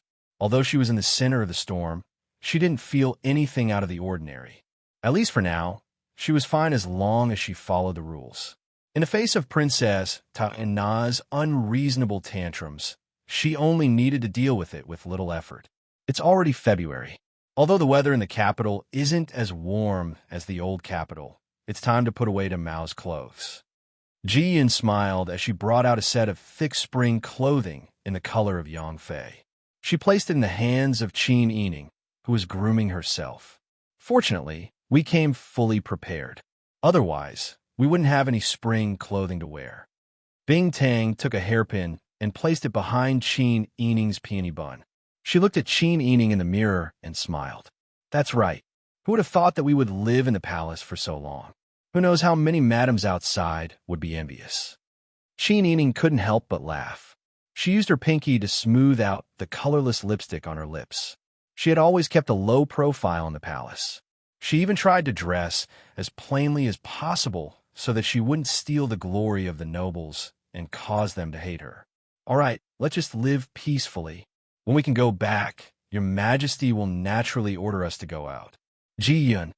Qin Yining stopped Ji Yun and said with a smile, "Don't wear this. It's too delicate. Find a plain one. Also a hairpin. Choose a plain one. I don't want this one." She took off the green flower hairpin on her head and let Bing Tang put it back on for her. Ji Yun looked at the clothes in her arms and sighed helplessly. She turned around and found a lake blue long skirt and an ivory white jacket. Princess Consort is too wronged. You can't even choose what you want to wear here. They aren't as beautiful as you. That's their own problem. You have to take care of their feelings and don't even dare to dress up. It's really wronged. Bing Tang was helpless and angry. She found a plain and elegant jade hairpin. After Qin Yining finished dressing, she smiled and comforted the two. "If you want to dress up, isn't it our freedom to dress up when we return to the Fu? If we dress up too much, it will only attract jealousy and hatred. You don't see that I usually don't say anything." Bing Tang laughed. "Of course. Of the way." Who knew that when she saw you? Her face was filled with jealousy. She was obviously jealous of your appearance. Obviously, she has left the matter of avenging Anna Recon behind her neck. You're not the Emperor's concubine. Why would she be jealous of you? Who knows what she's thinking? Qin Yining smiled and said carelessly, "Since she doesn't like me, then I naturally can't do anything right. Let her be. I'll just have to endure for a while." That being said, who knew how long they would have to persevere until the end? Ji Yun and Bing Tang didn't say anything else. They brought the breakfast from the small kitchen for Qin Yining. As usual, Bing Tang checked it first. After confirming that it wasn't poisonous, she gave it to Qin Yining. Just as they were eating, there was a sudden commotion outside. Qin Yining put down the spoon and looked at the door. Ji Yun quickly walked over. She bent down and pressed her ear against the closed lattice door to listen to the voices outside. It seems like people from Kuan Palace are here. Qin Yining blinked in confusion. She lowered her eyes and picked up the hot tea to rinse her mouth. At this time, the voices were getting closer. Then, a palace maid knocked on the door. Replying to Prince Zhongshuan, "There is an order from Kuan Palace." Qin Yining stood and walked to the door, indicating for Ji Yun to open the door. Ji Yun nodded. After she opened the door, the morning light illuminated the area in front of the door. Qin Yining narrowed his eyes to adjust to the light. He saw a person wearing a dark green palace robe with her hair combed into a bun standing at the bottom of the red steps. As expected, it was Kuan Palace's trusted aide, Sun Mama. "So it's Sun Mama." Qin Yining smiled as she walked down the red steps. She walked closer and curtsied.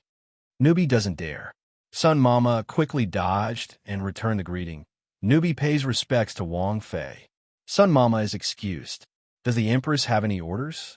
Sun Mama smiled and said, "Yes, the Empress invites Wang Fei to Kuan Palace. These 2 days, the Empress Dowager has excused the Empress from her muddle-headedness.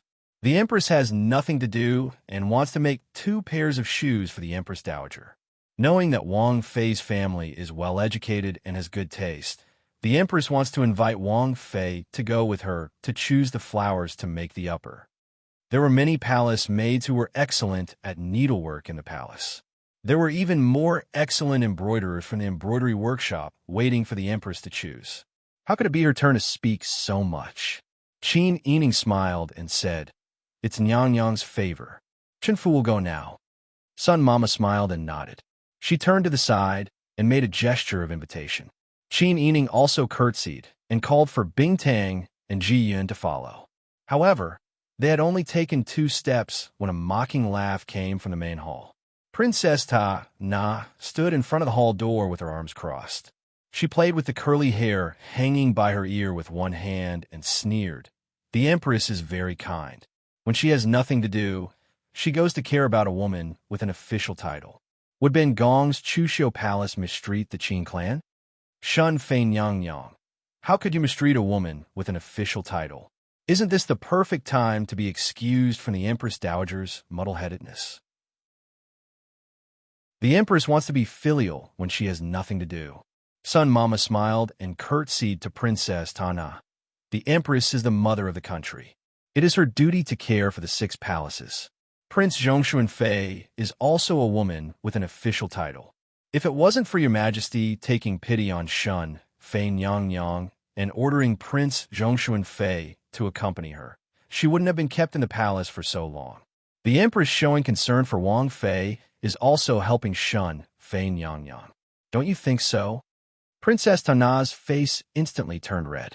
This old mama was implying that it was because she was too stupid and couldn't learn etiquette and Zhou's language. That was why Qin Yining stayed in the palace for so long, to continue teaching her.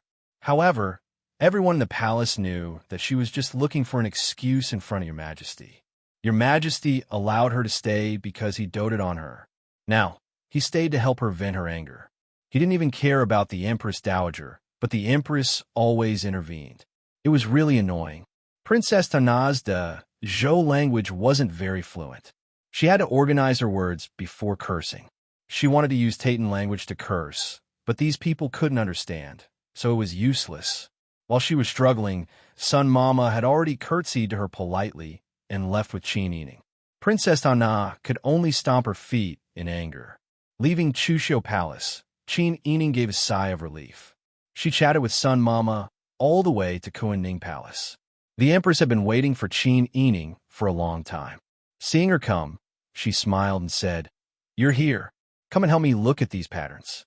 I can't tell which one to choose." "Yes." Qin Yining curtsied. She turned around and ordered Ji Yun and Bing Tang not to follow. She followed the Empress to the side hall alone.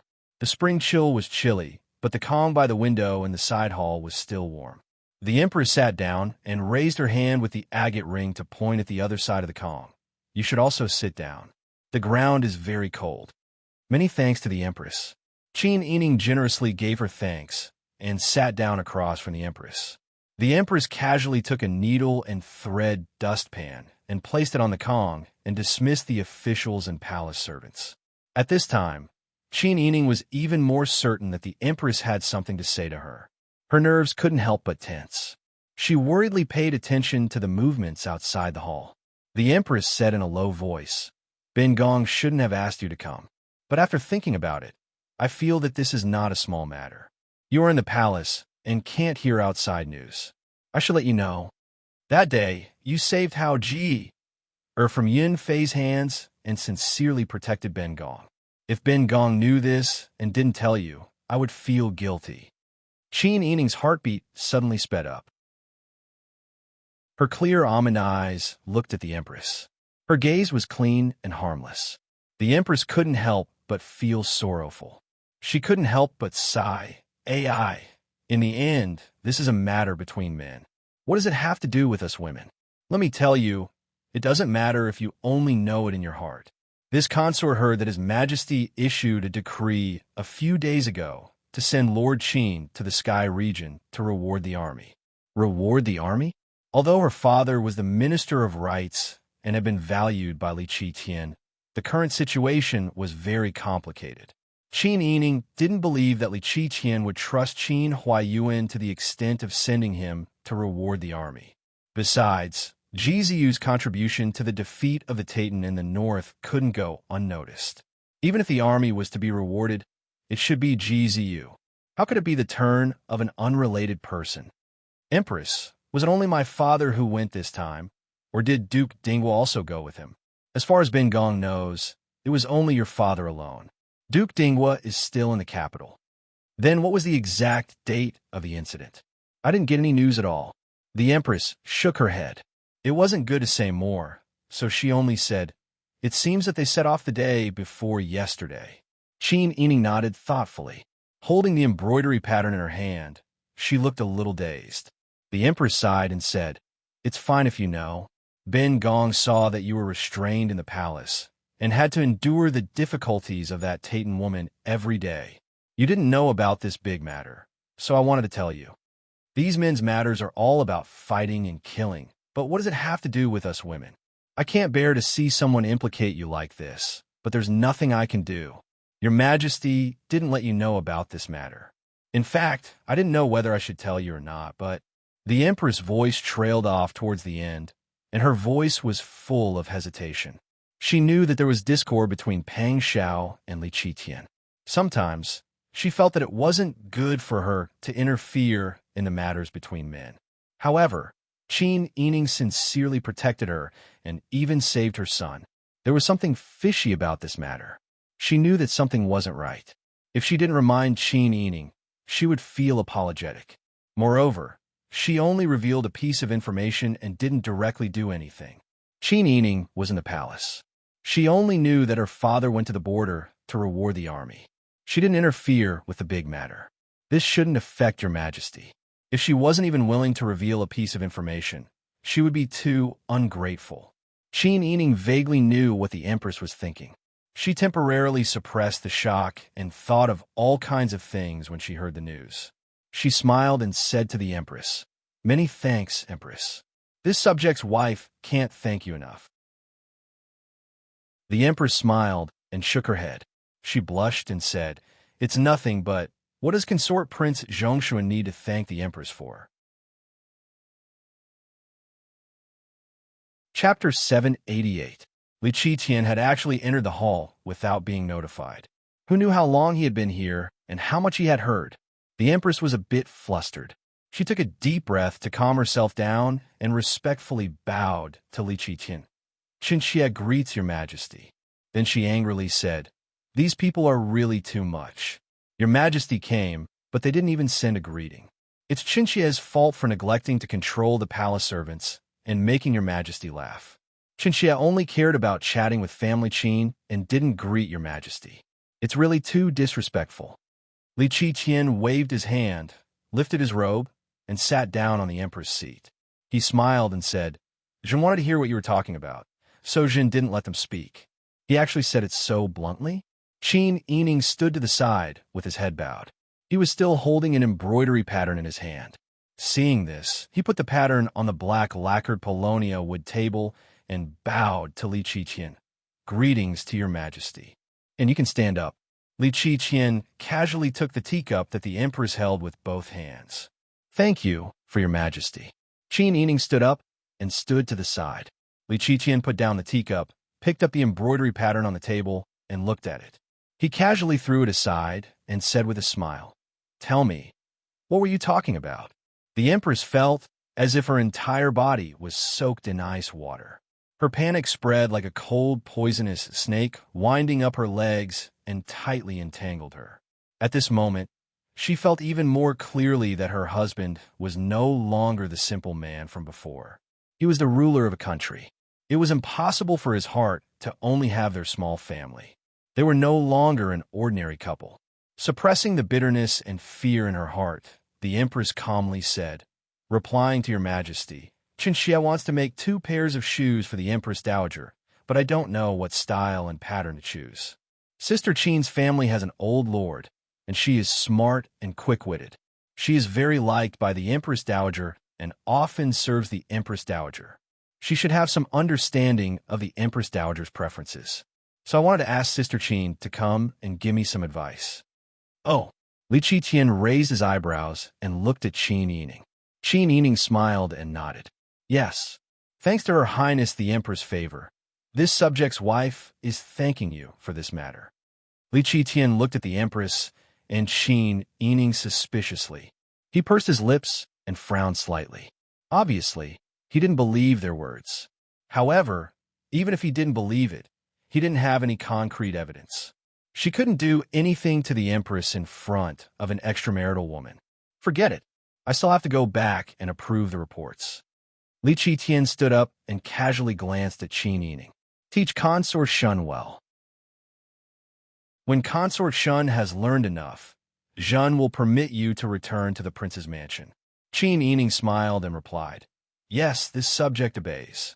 Li Qiqian glanced at the empress again and then quickly left with the palace servants. The empress and Qin Yining hurried to the palace gates to see them off. Seeing Li Qiqian and the others leave, the empress let out a sigh of relief. It seemed that Li Qiqian hadn't discovered anything and that it was just a coincidence. Qin Yining's heart sank even more. Li Qiqian had come, but he hadn't revealed that Qin Huayuan had gone to the border to reward the army. What was so shameful about rewarding the army? Even if it wasn't appropriate for Qin Huayuan to reward the army, it was the son of heaven's order, so it was perfectly justifiable for him to go. Moreover, it was your majesty's decree, which was even more glorious and gracious. Li Qiqian had given the favor, so there was no reason for him to not mention it in front of her. It was as if nothing had happened. She lived in the imperial palace and had already cut off contact with the prince's mansion. She was still being kept in the dark about this matter. What was Li Qiqian afraid of? Why didn't he want her to know? Was he afraid of the Qing-Tian alliance in her hands? After all, she was different from ordinary noble women who didn't have the power to fight back. Qin Yining couldn't figure out, but just like when she entered the imperial palace, she felt a chill in her heart. In front of the empress, she couldn't show her uneasiness. She smiled and said, "I don't know when Consort Shun will finish learning etiquette. This subject's 2 younger sisters are about to get married. Wang Yi is in the south right now, and this subject's wife is in the imperial palace. My father is also far away. If I can't send my 2 younger sisters off and add to their dowries, I'll always feel a bit regretful." The empress saw that Qin Yining didn't have any strange reaction after learning that Qin Huayuan had gone to reward the army, so she felt a lot more relieved. When she heard her mention this kind of family matter, she felt a bit closer and more sympathetic. "How about this? Don't be impatient. This consort will find an opportunity to talk to your majesty about it. I think your majesty will be flexible in these matters." "Then many thanks, Nyang Yang." Qin Yining smiled and thanked her. The 2 quickly discussed and decided to make the flower pattern for the Empress Dowager's shoes. Qin Yining stood up and bid farewell. The Empress also had to take the initiative to pay respects to the Empress Dowager. Even if the Empress Dowager forgave the Empress from fainting, the Empress couldn't not take the initiative to pay respects. Even if she was stopped outside Xi'an Palace, it was better than being the subject of gossip. Qin Yining returned to the side hall of Chuxiu Palace where she was temporarily staying. She let Jiyun and Bingtang go and do her own things. She sat alone on the edge of the bed in the inner hall, her hand unconsciously playing with the tassels hanging down from the curtain. Why did Li Qitian arrange for her father to reward the army without any rhyme or reason? If he wanted to reward the army, wouldn't it be more appropriate to arrange for Duke Ding to go? Moreover, all of this was too much of a coincidence. Pang Xiao was left in the south. There must be a lot of trouble in the old capital. At this time, he must have been tripped up. Pang Xiao also obeyed orders to get rid of the Yu Qiyan. She didn't know what Pang Xiao decided and what arrangements Li Qitian and the Qiu family made. That wasn't all. Now, she was left behind by Li Qitian in the name of teaching Princess Tana etiquette and a Zhou dialect. She was kept in the palace and didn't know anything about the outside world. She also had to pay attention to any movements in the palace. She couldn't do anything else. In the prince's mansion, only Qin Huaiyuan was left to guard the two families. But Qin Huaiyuan was ordered to reward the army. If it was a big prince's mansion, the remaining people were all uncertain. And the three people in their family who could make decisions were separated. They were in different places and were fighting for themselves. It was hard for Qin Yining not to think that this was deliberately done by Li Qitian. He separated them, detained her in the palace, and sent Qin Huaiyuan and Pang Xiao to the north and south respectively. What was his purpose? Qin Yining's fingers twirled the tassel. Her mind was spinning 1,000 times, but she couldn't figure it out. She never thought that she was smart enough to make decisions for certain things. The things she encountered in the past were forced to the present. She could only choose the most appropriate way to do things. Fortunately, she was lucky. She walked through a mountain of swords and a sea of fire time and time again. What about this time? Qin Yining's mind was in a mess. She couldn't help but think of the two children who were taken to Nanyan by the Sun Clan and Madame Ma. A light suddenly flashed through Qin Yining's mind. In Li Qitian's mind, who was the enemy? It wasn't her, Qin Yining, who was a woman, or Qin Huayan, who was weak and scholarly. It was Pang Xiao, who had a high prestige in the army and was predicted by Tian Jizi to be the Ziwei Emperor's star. Therefore, Li Qitian did all this to achieve a certain goal with Pang Xiao. Now, Pang Xiao was in the south and was held back by the Yu Qiyan. However, he gradually gained control of the 100,000 soldiers in his hands. In this battle between the Dragon Stallion Army and the Tiger Army, although the Taitan soldiers were all under Jiziu's command and believed in Jiziu's ability and talent, the 100,000 Tiger Army was a hardcore force that had followed Pang Xiao to the north and south in the past. Pang Xiao, who had a high prestige in the army, had now gained a firm foothold in the army. For Li Qitian, who had always suspected that Pang Xiao had disloyal intentions, this should be one disaster after another, right? Li Qitian probably wanted to get rid of Pang Xiao. However, Li Qitian was the ruler. The Zhou had only been established for 6 years and had entered the 7th year. This country was still very young, and Li Qitian's position was not stable yet. Even if he wanted to get rid of Pang Xiao, he definitely wouldn't let the world think that he was afraid of the meritorious officials. If he left behind the infamy of being afraid of the meritorious officials, how could Li Qitian rule the world and win people over with virtue in the future? Therefore, in order to get rid of Pang Xiao, Li Qitian would definitely give himself a legitimate reason, just like when he ordered people to list out Pang Xiao's crimes and accused him of the 10 major crimes in the imperial court.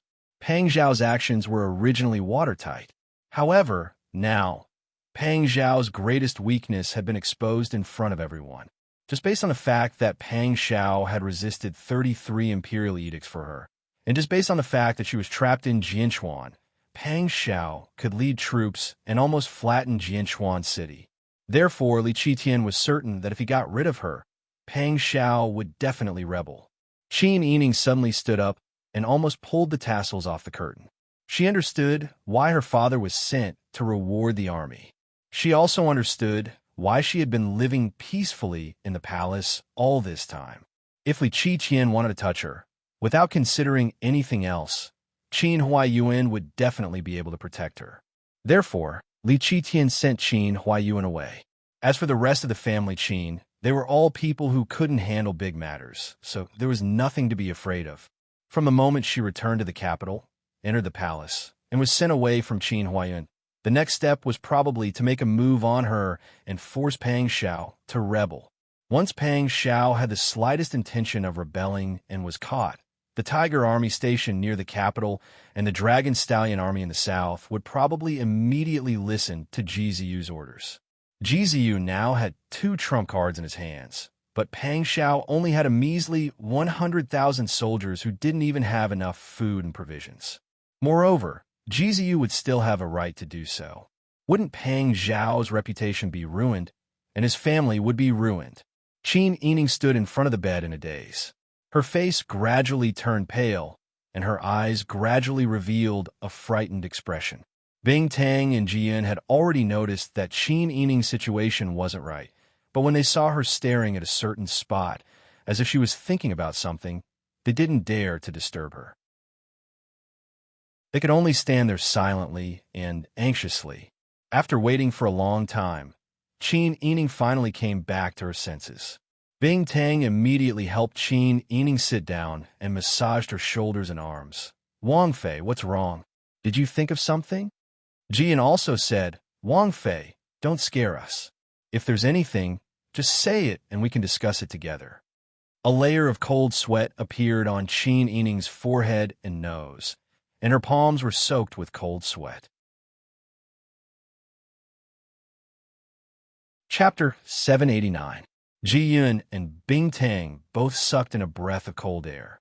Their hair was about to explode. Wang Fei, this isn't a joke, Ji Yun said in a low voice. Why is your majesty doing this for no reason? There must be something fishy going on. When I entered the palace, my father's reward for the army was very abnormal. Coupled with the situation in the south, your majesty is most likely trying to force Wang Yi to rebel. When she said this, the 2 servant girls were so shocked that they sucked in a breath of cold air. Qin Yining continued, now that there are no more major issues in the country and the foreign invasion in the south can be temporarily ignored, it is the best time to get rid of Wang Yi. While the 2 armies have just defeated the Titan and their morale is high, we can take down Wang Yi in one go. Your majesty can rest easy from then on. Ji Yun and Bing Tang were not stupid people. When they heard Qin Yining say this, they thought carefully and understood. Because of fear, the 2 of them shivered. What should we do? Wang Fei, what do you think we should do? As long as you say it, this servant will definitely obey, Ji Yun said in a low voice in a panic. How about this servant think of a way to escape with you? That won't do. Qin Yining shook her head. If I disappear from the palace for no reason, your majesty will have even more reason to search the Fu. At that time, he will casually accuse us of a crime. How can Wang Fu's family live? Then what should we do? Bing Tang's eyes were red. Qin Yining bit her lip. A piece of the skin on her lip was torn off by her pearly white teeth, and beads of blood seeped out of her lip. After a moment, Qin Yining slowly said, First, think of a way to save my father.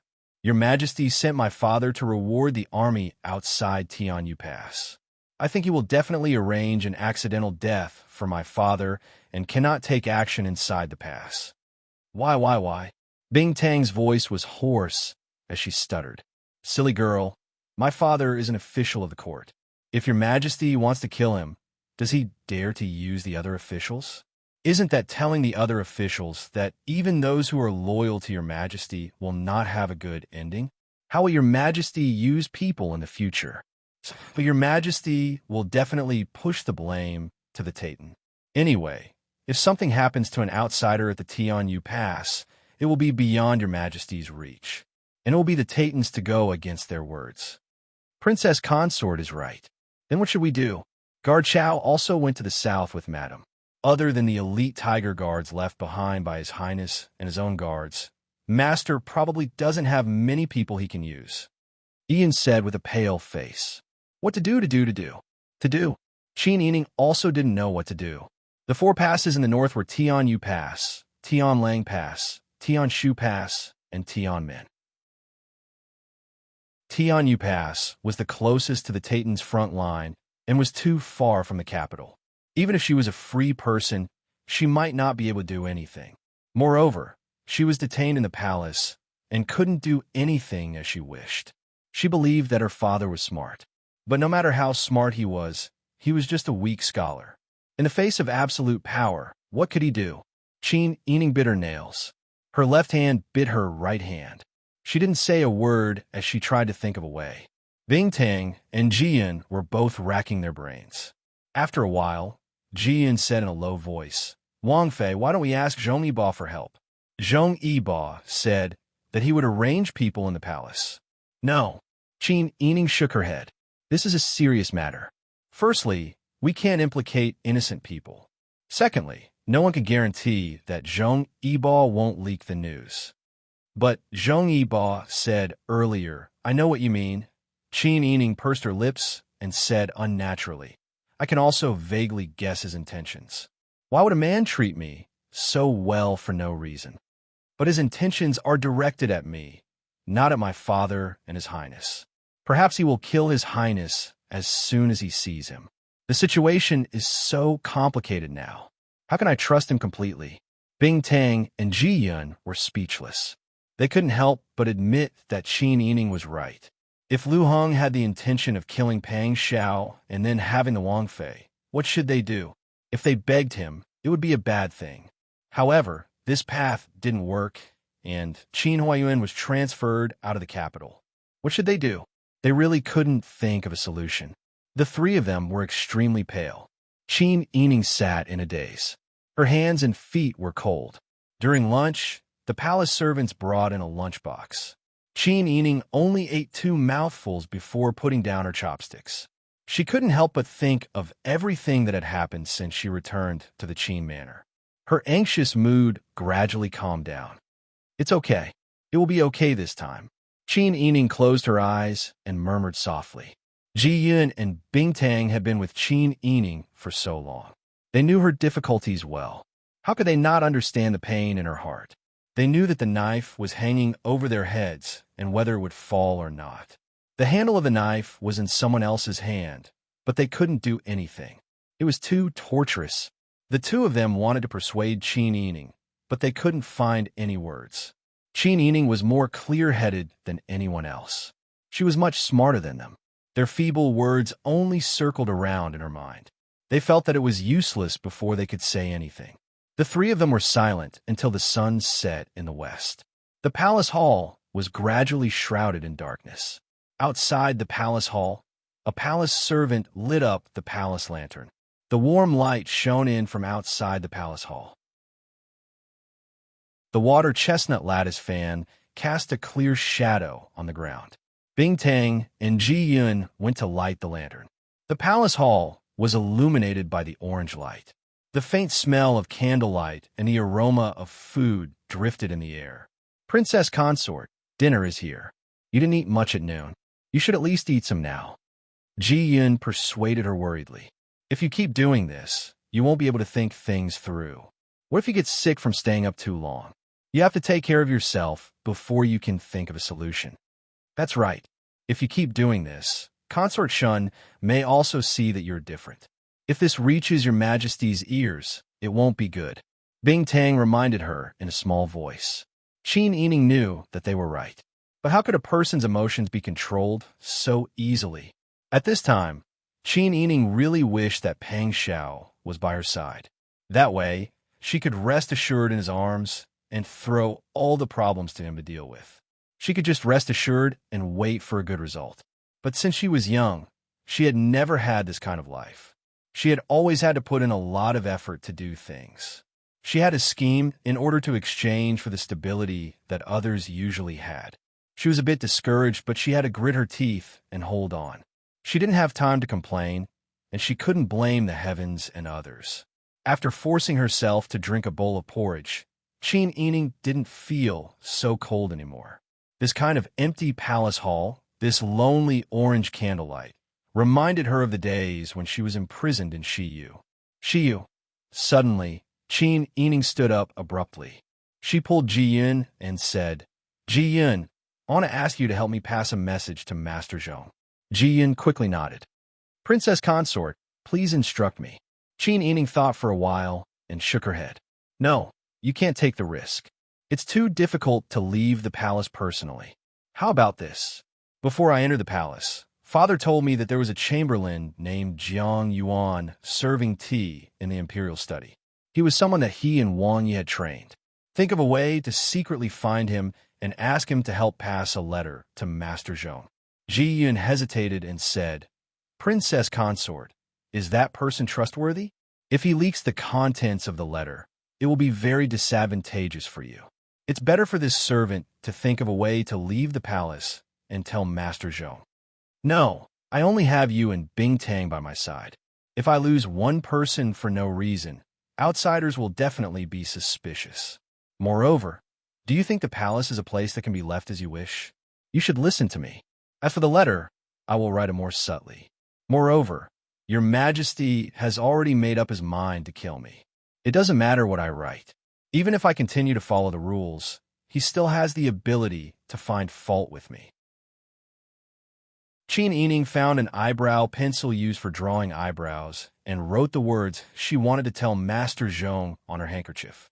She had used this handkerchief for a long time. Master Zhong should be able to recognize it. She didn't say the contents in detail. It was just a few strokes. Outsiders probably wouldn't be able to understand it. She wanted Master Zhong to find Liao Zhibing.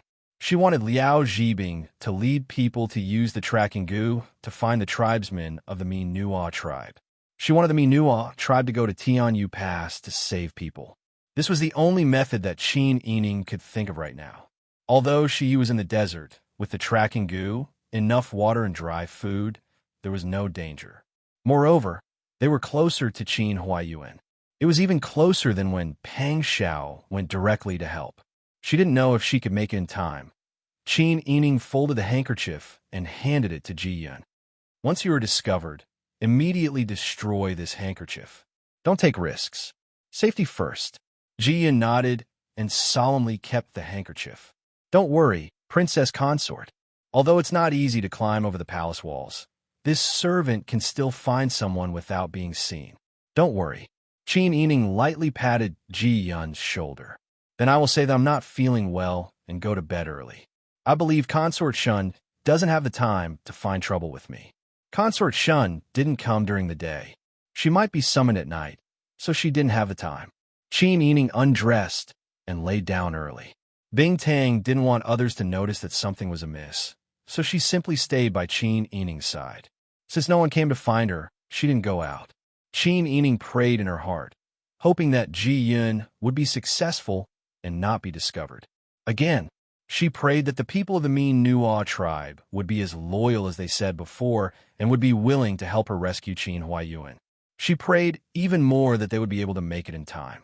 Her mind was full of thoughts, and she was worried about her gains and losses. Unknowingly, Qin Yining actually fell asleep in a daze. Perhaps it was because she had been thinking too much during the day and was frightened. She couldn't sleep well. Her dreams were filled with scenes of her father being attacked by the pursuers on the way, or scenes of someone secretly poisoning her father. She was frightened and uneasy even when she was asleep. Her forehead was covered in cold sweat. Bing Tang felt heartache just looking at her. Chapter 790. Bing Tang took a handkerchief and helped Qin Yining wipe off his cold sweat. She sat at the side, worrying about Ji Yun, Qin Yining, Qin Huaiyuan, and Pang Xiao. Then she suddenly thought of Hu Zi's shameless appearance. Her mind was filled with these people, and her heart felt bitter. Wang Fei and Wang Yi were clearly very good people, but why were they involved in this chaotic world? Bing Tang started to plan the things she could use around her. When she entered the palace, she was not allowed to bring in her bottles and jars. However, after living in the palace for a while, she found that there were many things she could use in the palace. At least, she could make some self-defense medicine in a short period of time. She did not dare to do these things before because she was afraid of attracting trouble for no reason. But now, it seemed that she needed to gather the materials first. Looking at Qin Yining, who was so restless in his sleep that he was about to cry, Bing Tang gritted her teeth. If something happened to Qin Yining, she would not let go of the culprit. Even if it cost her life, she would not hesitate. If it was not for Qin Yining's righteous help, she would have died long ago.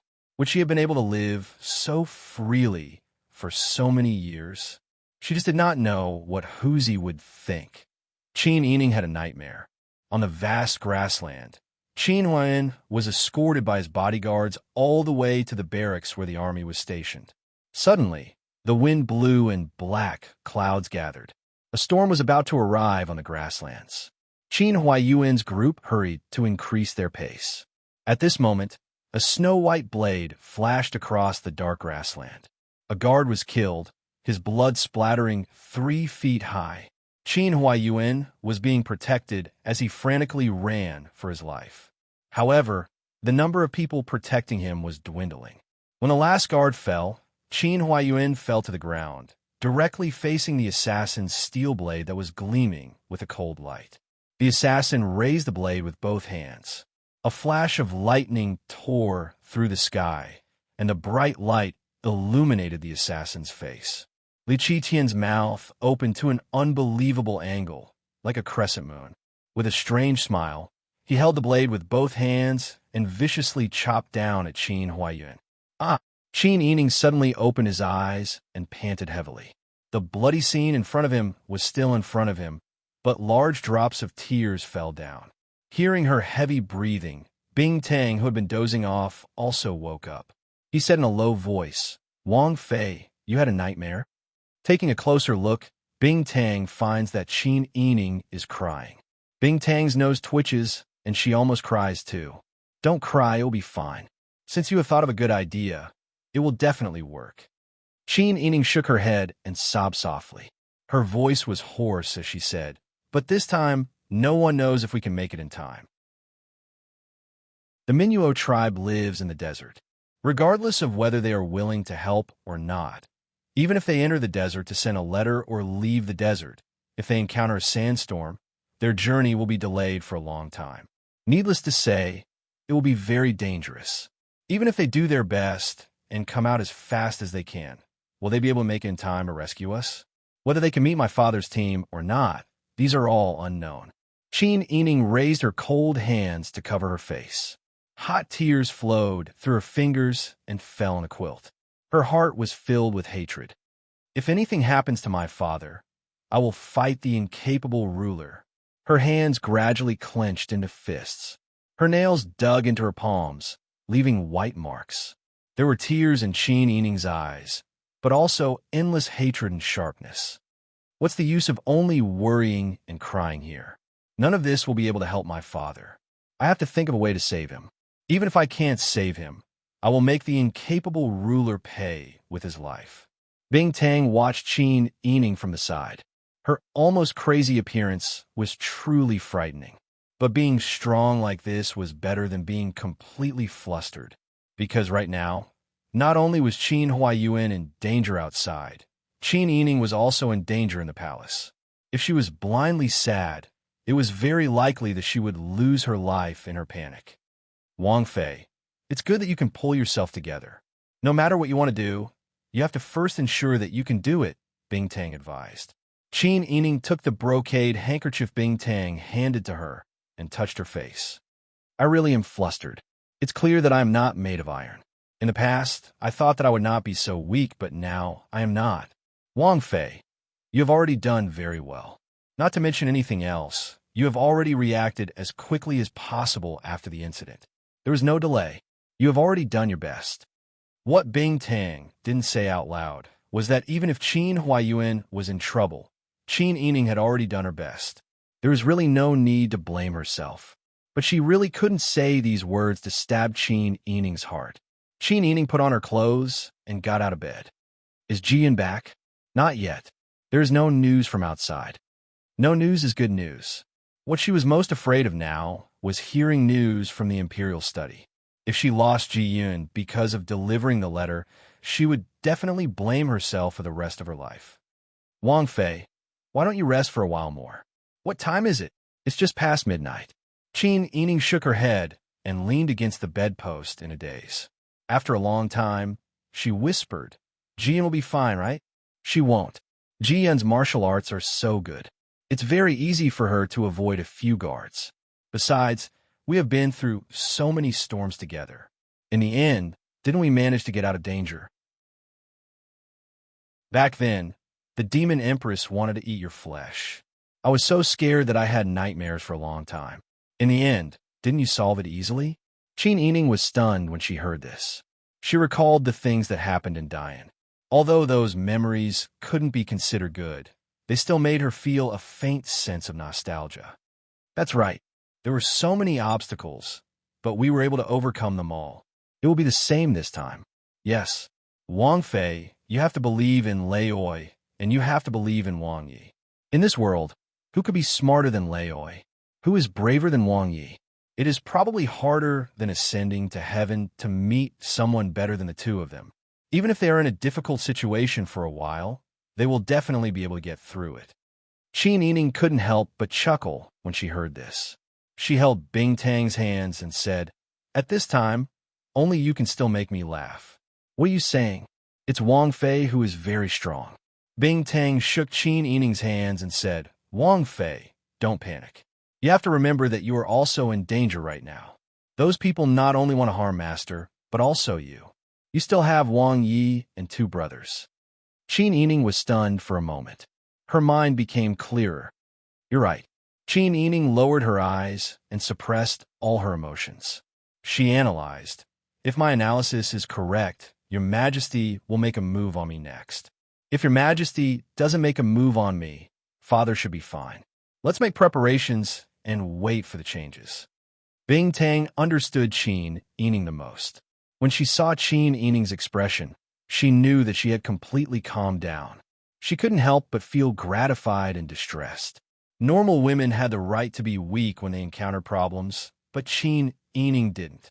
She couldn't even cry to her heart's content. She couldn't let her emotions go. Only then could she ensure that her mind was clear and that she wouldn't make any wrong decisions when something unexpected happened. Such a situation made one's heart ache. Qin Yining and Bing Tang sat quietly and waited for news. When the sky gradually turned white, Qin Yining and Bing Tang were so worried that they couldn't sit still. They almost wanted to go to the palace of heavenly purity to ask for news. Suddenly, there were two soft knocks on the back window. Qin Yining and Bing Tang's faces lit up. They hurriedly ran over to the small table in front of the window and moved the glass vase aside to open the window. The person outside the window was Jian. Qin Yining was overjoyed. She and Bing Tang pulled her in, closed the window, and put the vase back in its original position. Why did you come back so late? Was there any danger last night? It's nothing. Actually, I sent the news a long time ago. Eunuch Jiang already found an opportunity to send the letter last night. However, the Palace of Heavenly Purity is heavily guarded. There are guards every 5 steps and 10 steps. I only slipped out in the early morning when the guards were the most tired. That's why I was a bit late. Wang Fei, are you worried? I'm fine. When Qin Yining heard this, she put her palms together and bowed. Amipa, fortunately, you're fine. If anything happened to you, I would feel guilty for the rest of my life. Wang Fei, don't worry. Although my martial arts aren't as good as Jinghu Wei's, I can still flip over walls and rooms. I'm also very good at hiding from people. Jian took the warm tea from Bing Tang and poured it into a large cup. She continued, Eunuch Jiang said that he will definitely bring the news as soon as possible. Wang Fei, don't worry. He also said that his family's lives were saved by Wang Yi. He and his brothers are only where they are today because of Lord Qin's promotion. He definitely won't let down our family's kindness. Wang Fei, don't worry. Even if the news doesn't reach, it definitely won't be leaked. Qin Yining nodded and said, that's good. The three of them sat down and fell silent again. Qin Yining thought for a moment and said, let's all calm down and rest first. We need to conserve our energy. For now, I can't think of any other way to deal with my father. However, we have to face it here. It won't do if we don't have energy. Wang Fei is right. Let's all sleep for a while. It's still early. The three of them simply took off their hair and slept side by side on the warm carpet. Although they were still in the depths of the palace, the three of them huddled together and leaned on each other. In the end, they felt a lot more at ease. From then on, Qin Yining began to act very carefully. He wasn't willing to take a wrong step to avoid being caught by others. She lived like a bird in a cage, cut off from all contact with the outside world. She knew that her father and Pang Xiao had become targets of Li Qitian, but she couldn't get any news. She also had to deal with Princess Tana in the imperial harem. Her heart was really tormented. In just half a month, she lost weight. She was so thin that she looked like before she was pregnant. She looked even more beautiful and charming, which made Princess Tana even more jealous. At this time, it was already spring and flowers were blooming. Even though it was late spring in the north, the peach blossoms and apricot flowers in the imperial garden had bloomed into pink clouds. When the wind blew, the petals fluttered and fell on the newly green grass. It was a scene of prosperity. Chapter 791. Li Helan smiled as she held the Empress Dowager's arm and said, "Why did Imperial Mother look for those two? If we don't bring them along, we'll be happy on our own. Just seeing them makes me annoyed." The Empress Dowager tapped Li Helan's forehead when she heard this. "You little girl, you're too stubborn. This large imperial palace is your imperial brother's home. You won't even accept your imperial brother's relatives? Then how will you have the nerve to walk around your imperial brother's home in the future?" Li Helan choked, thinking of Li Qitian's personality that was becoming more and more difficult to get along with. Her heart was filled with fear. "All right, then you can just call Consort Shun over. What kind of relative was Qin Yining, that little slut, a relative? She's just relying on her good looks and her husband's ability to fight. She's so arrogant, rushing to do things that she shouldn't do. She's so shameless." Consort looked at the vulgar Li Helan, and a trace of ridicule flashed through her eyes. She was the eldest princess, but she spoke like a village woman. However, it could be seen that Li Helan truly held a grudge against Qin Yining for being the wedding ambassador. However, if a bystander thought about it carefully, this matter was Your Majesty's imperial edict. Qin Yining could only follow the edict, right? The eldest princess was someone who would randomly vent her anger on someone she couldn't obtain. If the Empress Dowager was sensible, she would have spoken out to prevent the eldest princess and Qin Yining from deepening the conflict. However, the Empress Dowager didn't speak. Consort Yi's eyes turned, and she understood the Empress Dowager's meaning. She smiled and said, "Your Highness, the eldest princess is a golden branch and jade leaves. Why bicker with a stupid woman?" This concubine heard that the Qin clan was brought up by savages in the mountains. I don't know what kind of incense they burned in the inn for Lord Qin to accept them. Li Helan heard this and glanced at Consort Yi. She only snorted in agreement. She looked down on Qin Yining, but she also looked down on this vixen.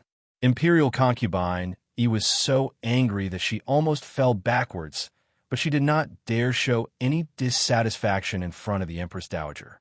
She could only laugh dryly and walk to the other side of the Empress Dowager. The Empress Dowager patted the back of Imperial concubine Yi's hand to comfort her.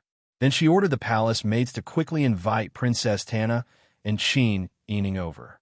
At this moment, Qin Yining was listening to Princess Tana's lecture. "You're a woman with an external title. Why are you dressed so seductively in the palace? Are you trying to seduce Your Majesty?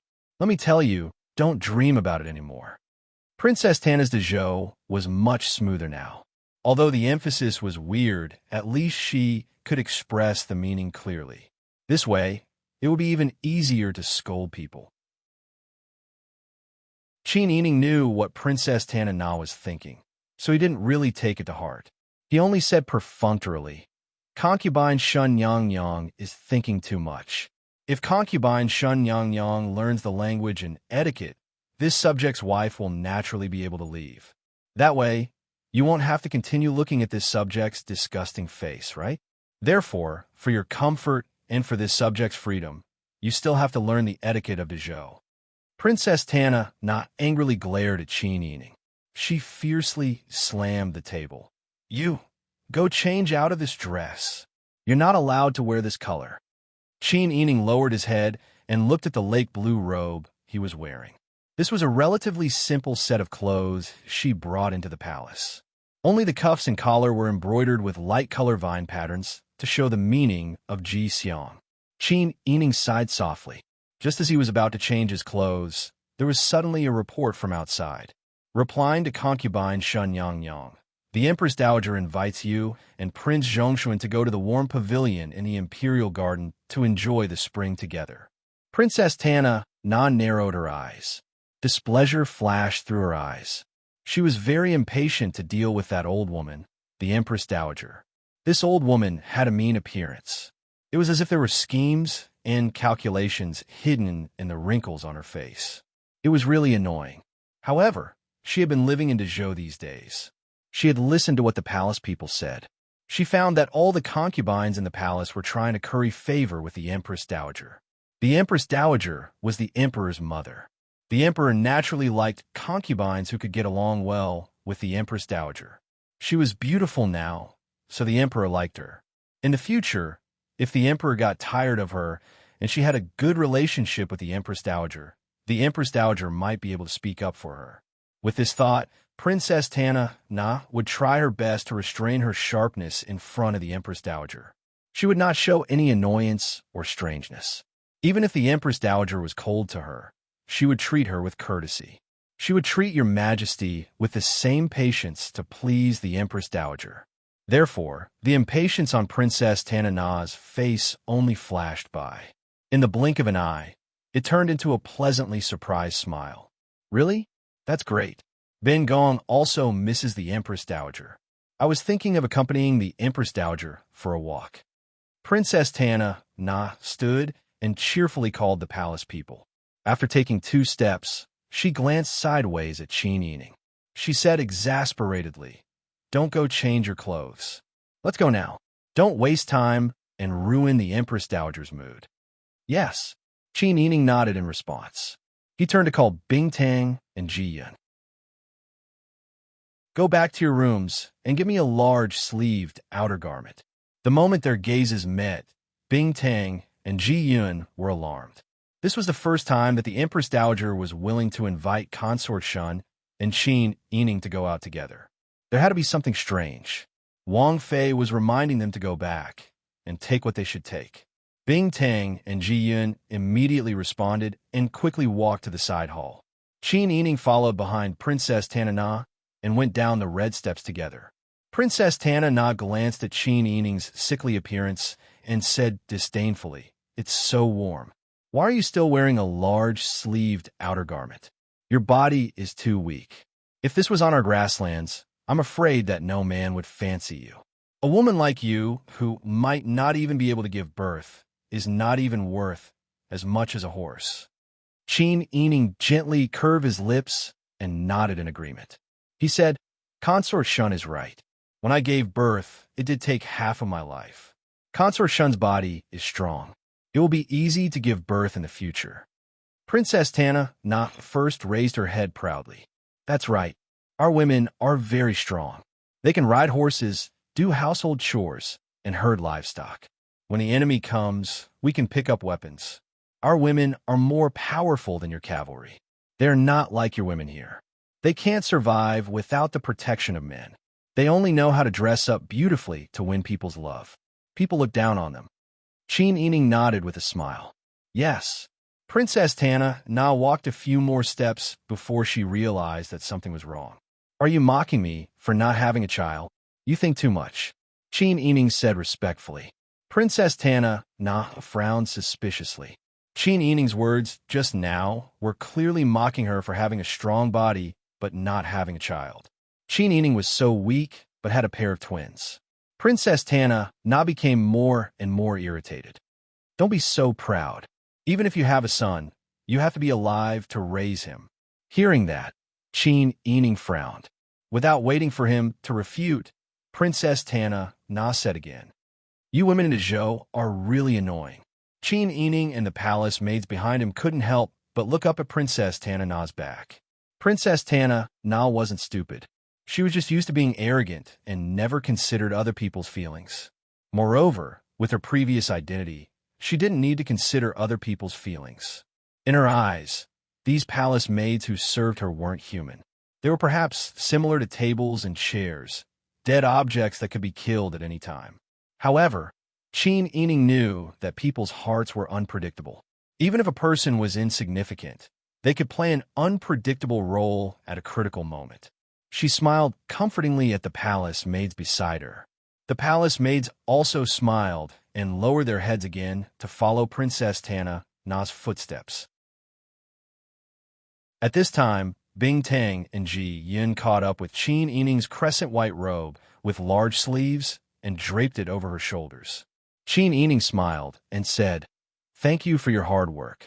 Both of them shook their heads. "Princess, please don't be like this. This is our duty." The palace maids in Chushio Palace couldn't help but feel envious of their harmonious relationship.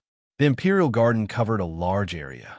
If there wasn't an official leading the way, they wouldn't have been able to find the warm room where the Empress Dowager was. As they walked along the stone path, the Empress Dowager, imperial concubine and Li Helan had already sat down in the warm room.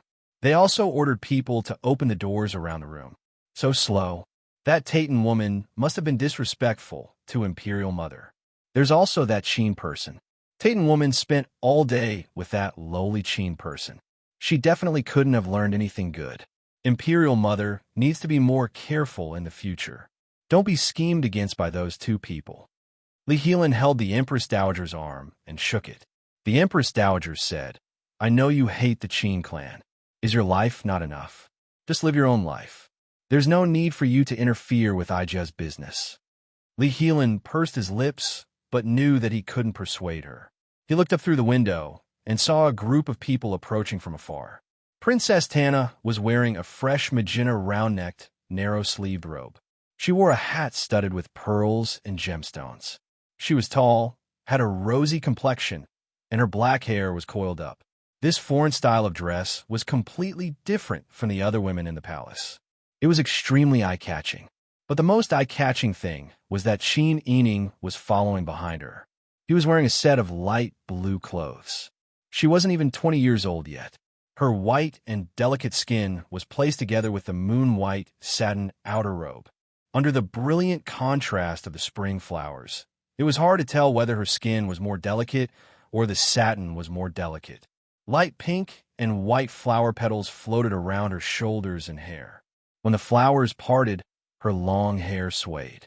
The feng shui of the palace was truly nourishing. This woman was even more beautiful than before. Li Helan's heart felt stifled. Li Helan coldly snorted and looked away. He said in a low voice, "Fox charm." The Empress Dowager looked at her daughter and coughed. Li Helan calmed down a bit and sat upright. Princess Tana led the people up the stairs and into the warm room. She bowed and said, "This concubine pays respects to the Empress Dowager." Qin Yining followed behind and also bowed. The Empress Dowager smiled and said, "Quickly get up and sit down." "Thank you, Empress Dowager." Chapter 792. The Empress Dowager said with a smile, "Now that spring has arrived and the weather is warm, Aijia doesn't want to stay in palace and wants to walk around. I just don't know if you are willing to accompany this old woman." What is the Empress Dowager saying? Qinxia being able to serve the Empress Dowager is the good fortune of 8 lifetimes. Concubine Yun said with a smile. Princess Tana also said, "That's right, Qinxia often accompanied the elders of the family in the past and likes to talk with them the most." The Empress Dowager smiled and nodded lovingly and gently. "You are all good children. Now that spring has arrived and it's time for farming, Your Majesty said a while ago." The Empress Dowager talked about farming. After all, she had farmed in the past and was very familiar with these things. Princess Tana, Concubine Yun, and Li Helan all listened and often added a few words. Qin Yining sat quietly with her head down and tried to reduce her presence as much as possible. After chatting for a while, the Empress Dowager faintly looked at Qin Yining. "What? The Prince Zhongshuan is not interested in the topics Aijia is talking about." Qin Yining was called and fell helpless. She stood up and respectfully said, replying to the Empress Dowager, Qinxie is listening attentively to what the Empress Dowager is talking about farming and also remembered what I saw in the countryside when I was young. The warm atmosphere of life that the Empress Dowager talked about makes Qinxie yearn for and miss the days when I was young. Qin Yining's words resonated with everyone present. No matter who it was, no matter if they were of noble or humble birth. Perhaps the most carefree time in one's life was one's childhood. What one wanted to return to the most, but could not return to, was also one's childhood. Even the Empress Dowager couldn't help but be moved by Qin Yining's words. But the Empress Dowager's expression was still cold. Oh, so the days in the palace have made Wang Fei's life so rude that you can't go back to when you were young? Qin Yining's heart tightened and felt that something was wrong. Usually, the Empress Dowager was very polite to her, and sometimes she could even feel that the Empress Dowager was deliberately trying to win her over because of Pang Xiao. But today, the Empress Dowager was deliberately finding fault with her. Qin Yining tensed up and became extremely careful. She respectfully replied, "Empress Dowager, you've misunderstood. This subject's wife doesn't think so. You still dare to talk back?" The Empress Dowager put down the bell lid in her hand. The white porcelain bell lid made a tinkling sound. "Empress Dowager, please calm down. This subject does not dare. Don't be angry, don't be angry. How can I not be angry when you contradict me like this?" The Empress Dowager scolded with a ferocious expression. "I think you're here to anger me to death." Li Helan was a little surprised to see the Empress Dowager so angry, but he finally came to his senses. He gloated and said, "Apologize to the Empress Dowager. If my mother's health deteriorates due to anger, can you bear the responsibility?" Qin Yining had no choice but to kneel down and say respectfully, "Please calm down, Empress Dowager." Ji Yun and Bing Tang also knelt down and kowtowed. Li Helan patted the Empress Dowager's chest and comforted her. "Mother, please calm down. Don't be angry and harm your health. It's not worth arguing with this hussy." Qin Yining lowered her eyes as if she didn't hear it. The Empress Dowager said coldly, "Your rules are so bad, but you're still teaching Consort Shun etiquette. No wonder Consort Shun has become like this after so long." Princess Tana was called out and scolded for her poor etiquette. Her face immediately turned red like a big red cloth. She suppressed her anger and didn't argue for herself. She just stood up and respectfully listened to the scolding. Consorty looked at the Empress Dowager and said with a smile, "Aunt, please calm down. In this subject's wife's opinion, Prince Zhongshuan's rules are good and her etiquette is thorough. She even learned from Mama Zhan in the Empress Palace. It's just that this subject's wife is slow-witted and not as clever as her." "Is that so?" The Empress Dowager snorted. "So, she learned well, but she doesn't want to teach Consort Shun." Consort covered her mouth and said in surprise, "How could that be? If she can't teach Consort Shun, she can't leave the palace. If she can't leave the palace, she has to walk around the inner palace." This Consort seemed to have discovered a great secret. She lowered her voice and said, "Prince Zhongshuan, could it be that Consort Shun has the intention to stay and scheme something?" This big accusation was enough to crush a person to death. She was following the imperial edict to teach Consort Shun etiquette, but she didn't do her best. That was defying the imperial edict. Finding an excuse to stay in the palace. What could she be scheming? This inner palace was the emperor's inner residence. She was a married woman, but she stayed in the emperor's inner palace and didn't want to leave. Or did she deliberately plan to stay and not leave? If these words were spread and outsiders knew, how would she deal with it? Consort please be careful with your words. This subject's wife is following the imperial edict and doesn't have the same thoughts as Consort Qin Yining raised her eyes and her cold gaze fell on Consort Consort was glared at by her stern gaze and forgot the words she was about to say. When the Empress Dowager saw this, she secretly scolded Consort for being useless. She coldly said, "Since it's like this, your rules are very good? You also taught etiquette? Consort Shun's current rules and etiquette are not up to standard. Is that because she's too stupid?" Princess Tana was so angry that her face turned red. She gritted her teeth But her Dezhou words weren't working well at this time. The more anxious she was, the more she couldn't say anything. Qin Yining bowed and said, replying to the Empress Dowager, this subject's wife doesn't dare to judge consort Shun's qualifications, but this subject's wife did teach her seriously. If the Empress Dowager feels that this subject's wife's teaching isn't good, why don't you ask Nurse Jean to teach consort Shun? After all, this subject's wife also learned from Nurse Jean. Now that consort Shun's Dezhou words are normal, Nurse Jean's teaching won't affect her. Li Qiqian came to accompany consort Shun because consort Shun was on a whim. Li Qiqian pushed the boat with the current. Now that the Empress Dowager wasn't satisfied with her, she simply took the opportunity to leave the palace. When the Empress Dowager heard Qin Yining say this, she couldn't find the words to respond for a while. She gritted her teeth and cursed in her heart. This sly girl is really clever. She actually took the opportunity to come up with such an excuse. Li Helan saw that the Empress Dowager had nothing to say and immediately reprimanded. Bold! The Empress Dowager has the highest position in the harem. You actually dare to talk back. This subject's wife doesn't dare. Qin Yining lowered her head. At this time, Consort Yi finally remembered the Empress Dowager's secret instructions. She gently smiled and hid the excitement in her eyes. Aunt, in this subject's wife's opinion, how about letting Prince Zhongxun perform a bit? Whether or not the rules and etiquette are good, won't we know once we see it? As soon as this coquettish voice came out, Li Helan couldn't help but laugh. Li Helan pointed at Consort Yi with her tortoise-shell armored hand and said in a good mood, it's rare for you to make such a meaningful suggestion. Imperial Mother, this subject's son thinks it's very good. How about letting Prince Zhongxun perform for us all?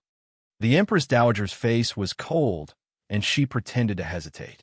Then she gave a long in sound as if she agreed. She turned to look at Princess Tana and said, Consort Shun, why don't you test her? The Empress Dowager's words were clearly giving Princess Ta a chance to humiliate Qin Yining. Princess Tana's etiquette were all learned from Qin Yining, and she wasn't qualified. How could it be her turn to test others? However, since the Empress Dowager had spoken, Princess Ta could naturally be justified. Qin Yining saw through this point and simply didn't argue, lest others find more fault with her. Although Princess Ta didn't like being used as a tool by the Empress Dowager, she was still willing to teach Qin Yining a lesson if she couldn't refuse. Okay. Princess Tana stood up and played with the gemstone tassel hanging in front of her chest. She raised her chin and said, when I see the Empress Dowager, how should I bow? Qin Yining stood up and respectfully knelt on the ground. She crossed her hands and raised them to her eyebrows. Then she bent down and put her hands on the ground. She put her eyebrows on the back of her hands and said, this subject's wife pays respects to the Empress Dowager. Wrong. Again. Qin Yining stood up and performed the standard bow again. This subject's wife pays respects to the Empress Dowager. Wrong. Again. This subject's wife pays respects to the Empress Dowager. She knelt, kowtowed, got up, and knelt again. She repeated this 60 or 70 times. Qin Yining's ivory-white dress had long been stained. Her spring dress was thin, and there were signs of abrasions on her knees. The Empress Dowager held the tea and squinted at Qin Yining's bow over and over again. Li Helan had already covered her mouth and laughed. What? She's like this and still wants to teach others. She may not even get it right once if she bows 70 or 80 times. Imperial concubine Yi frowned and pretended to hesitate. Aunt, should we let her rest for a while? Rest? Do you have the face to rest? Li Helan sneered. Imperial concubine, who didn't say anything else and hid the excitement in her eyes. She simply calmly admired Qin Yining's appearance as she knelt again and again. She felt that she had already avenged half of her humiliation when she was grabbed by the wrist in front of the Empress. Princess Tana had Qin Yining kneel another 20 or 30 times. Then she turned to the Empress Dowager and said, Empress Dowager, why don't we have him kneel 3 times and kowtow 9 times in the direction of the palace of heavenly purity for you to see? The Empress Dowager nodded. Okay, do as you see fit. Princess Tana smiled and said, did you hear that? Why aren't you doing it? Qin Yining's knees were numb from kneeling, but she still stood up as she was told. She turned in the direction of the palace of heavenly purity and bowed seriously, cheering loudly. Ji Yun and Bing Tang knelt behind the chairs by the window. Their eyes were already red from anxiety, but they couldn't cry. It was taboo to cry for no reason in the palace. They also couldn't plead for Qin Yining. Their status was low, and it wasn't their place to speak. She knew that the Empress Dowager didn't have good intentions today, but she didn't expect the Empress Dowager to think of this kind of method to torture people. Qin Yining's heart was very calm. This kind of trouble was only physical. If the Empress Dowager had only prepared this level of trouble, she would have to thank her. Qin Yining bowed seriously. Her skirt was dirty, her knees were numb, and her hair was late. She looked very embarrassed. Li Helan was in a good mood and couldn't help but clap her hands and laugh. When the Empress Dowager saw Li Helan laughing like that, she also laughed. She even pretended to reprimand. Look at you. You're too ignorant. The Prince Zhongshuan is just performing a bow. She's not playing with a monkey. Do you have to laugh like this?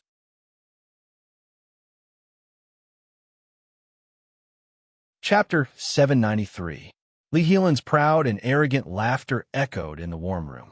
The Empress Dowager and Imperial concubine Yun were also convulsing with laughter, as if they had seen the most interesting thing. Princess Tana was laughing so hard that Taiten's words burst out. She pointed at Qin Yining and mumbled. The Empress Dowager and the others couldn't understand what she was saying. Instead, they found it even more funny. Bing Tang and Ji Yun were so anxious that they cried when they saw the situation. Ji Yun got up and was about to rush forward, but she was stopped by Bing Tang. No, we can't ruin Wang Fei's plan. If you rush over now, won't Wang Fei's previous patience be in vain? Our words carry little weight. If we offend the Empress Dowager, Master will have to think of a way to protect us. Ji Yun slowly knelt down again. She knew that Bing Tang was right, but she couldn't do anything when she saw Qin Yining being humiliated in public. If only Wang Yi was here, Wang Yi would definitely tear these bastards apart. Qin Yining wasn't as excited as the two maidservants. She turned a deaf ear and continued to perform the standard 3 kneels and 9 kowtows in the direction of the palace of heavenly purity. She didn't know how long she had performed the ceremony and how many times she had kowtowed. She only knew that her legs and knees were numb and numb. She kept repeating the phrase, "Long live your majesty." Even her voice was a little hoarse. She knew that she couldn't resist. As long as the Empress Dowager had enough fun, she would pass today's test. If she left behind any evidence, it could be used as a reason for Li Qiqian to punish her. Forget it. Ijia is tired of watching. After a long time, the Empress Dowager covered her mouth and yawned. She waved her hand impatiently. Qin Yining swayed and stood up straight with difficulty. Her knees hurt like needles. She respectfully said, "Yes." Princess Tana hadn't had enough fun yet.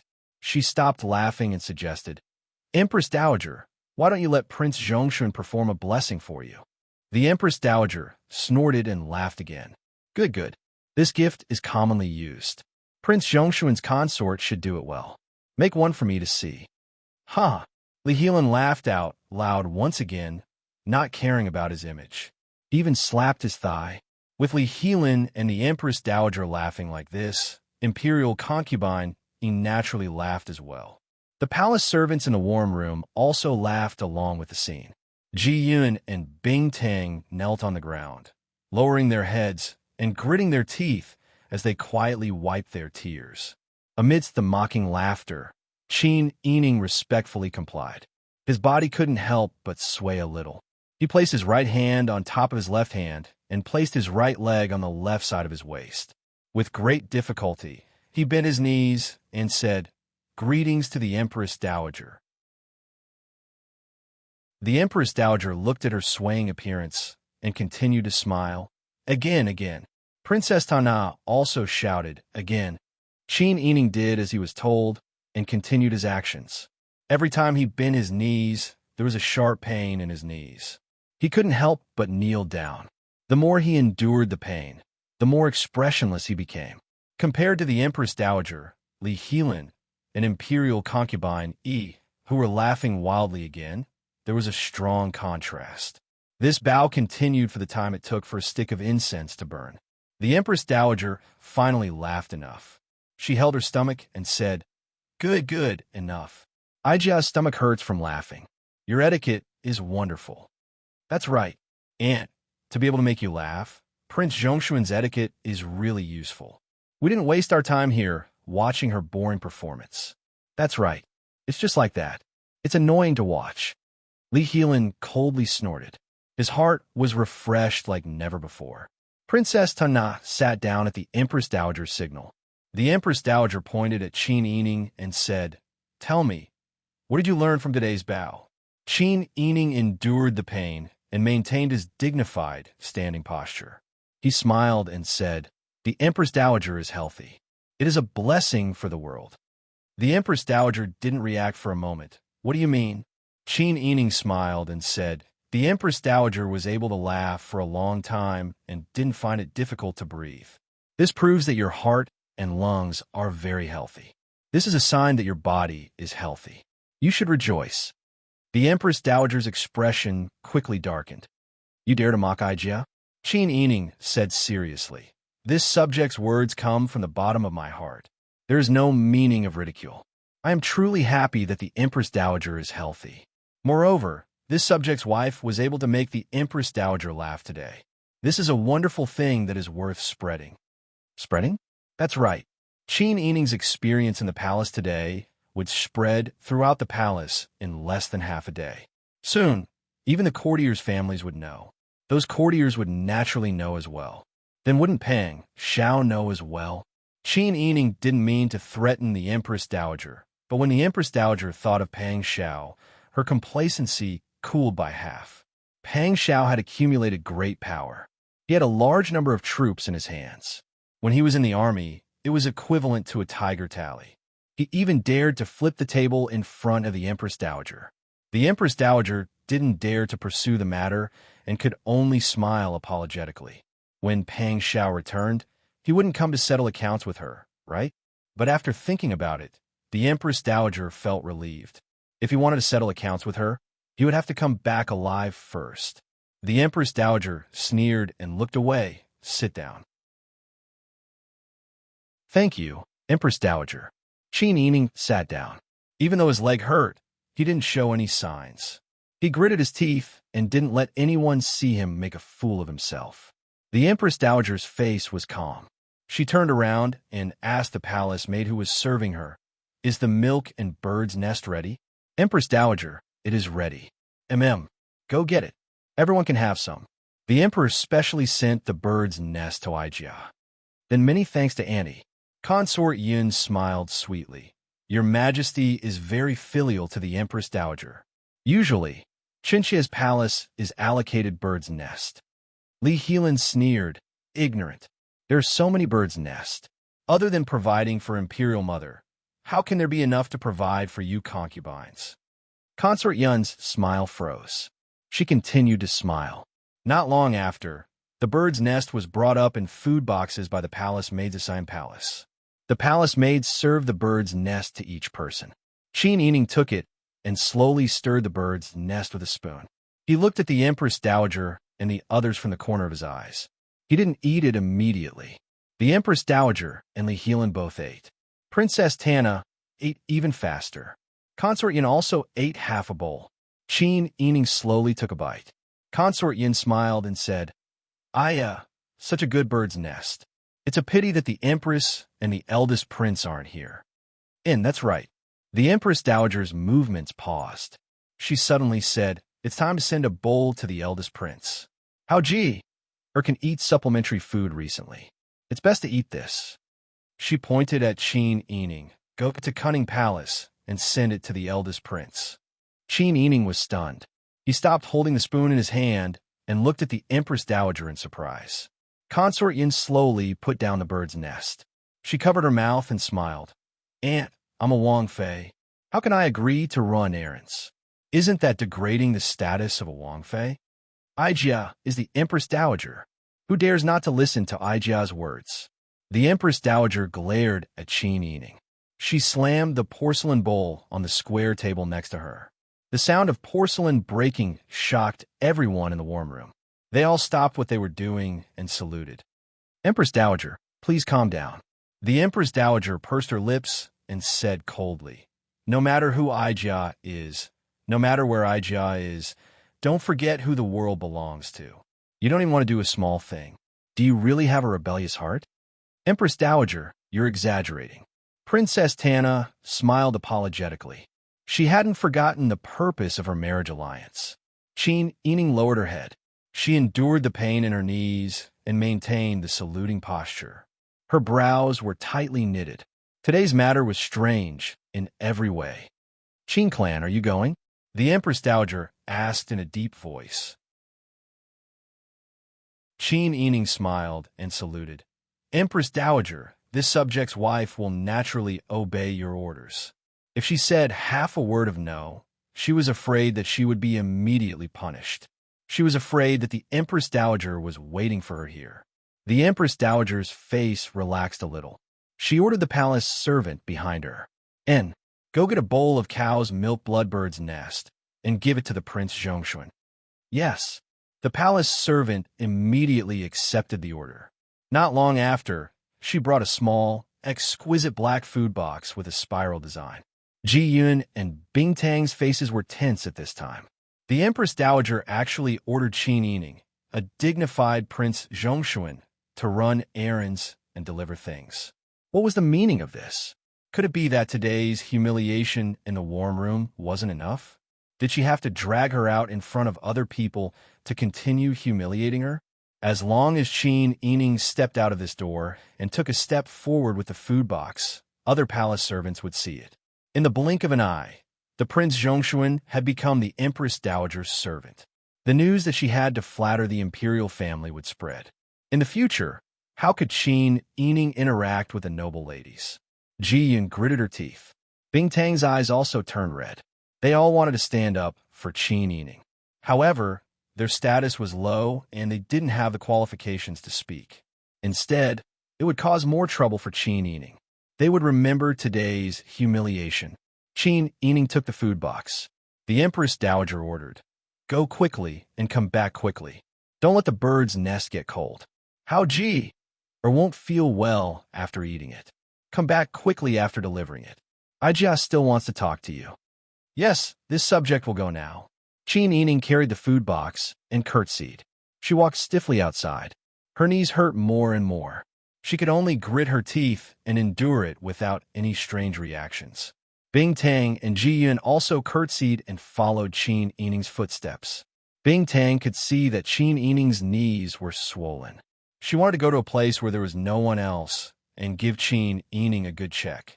Li Helan picked up the bird's nest and took a bite. She chuckled and said, "TSK, a dignified Prince Zhongshuan has been reduced to delivering bird's nest. This princess royal can only eat bird's nest, huh?" This sentence caused Consort E and Princess Tana to laugh. Qin Yining had already walked far away, but she could still hear the laughter coming from the warm room. After turning a corner, Ji Yun reached out to take the food box in Qin Yining's hand. "Princess Consort, let this servant take it. That's not appropriate. I was ordered by the Empress to deliver the bird's nest to His Highness. I've already agreed and endured it. If the Empress Dowager finds out, I'm afraid there will be trouble. I might as well let them humiliate me and endure this first." Qin Yining's face was pale. Her knees hurt and her forehead was sweating. Bing Tang gritted her teeth and said, "Princess Consort, does your knee hurt a lot? I'll help you apply medicine when we get back."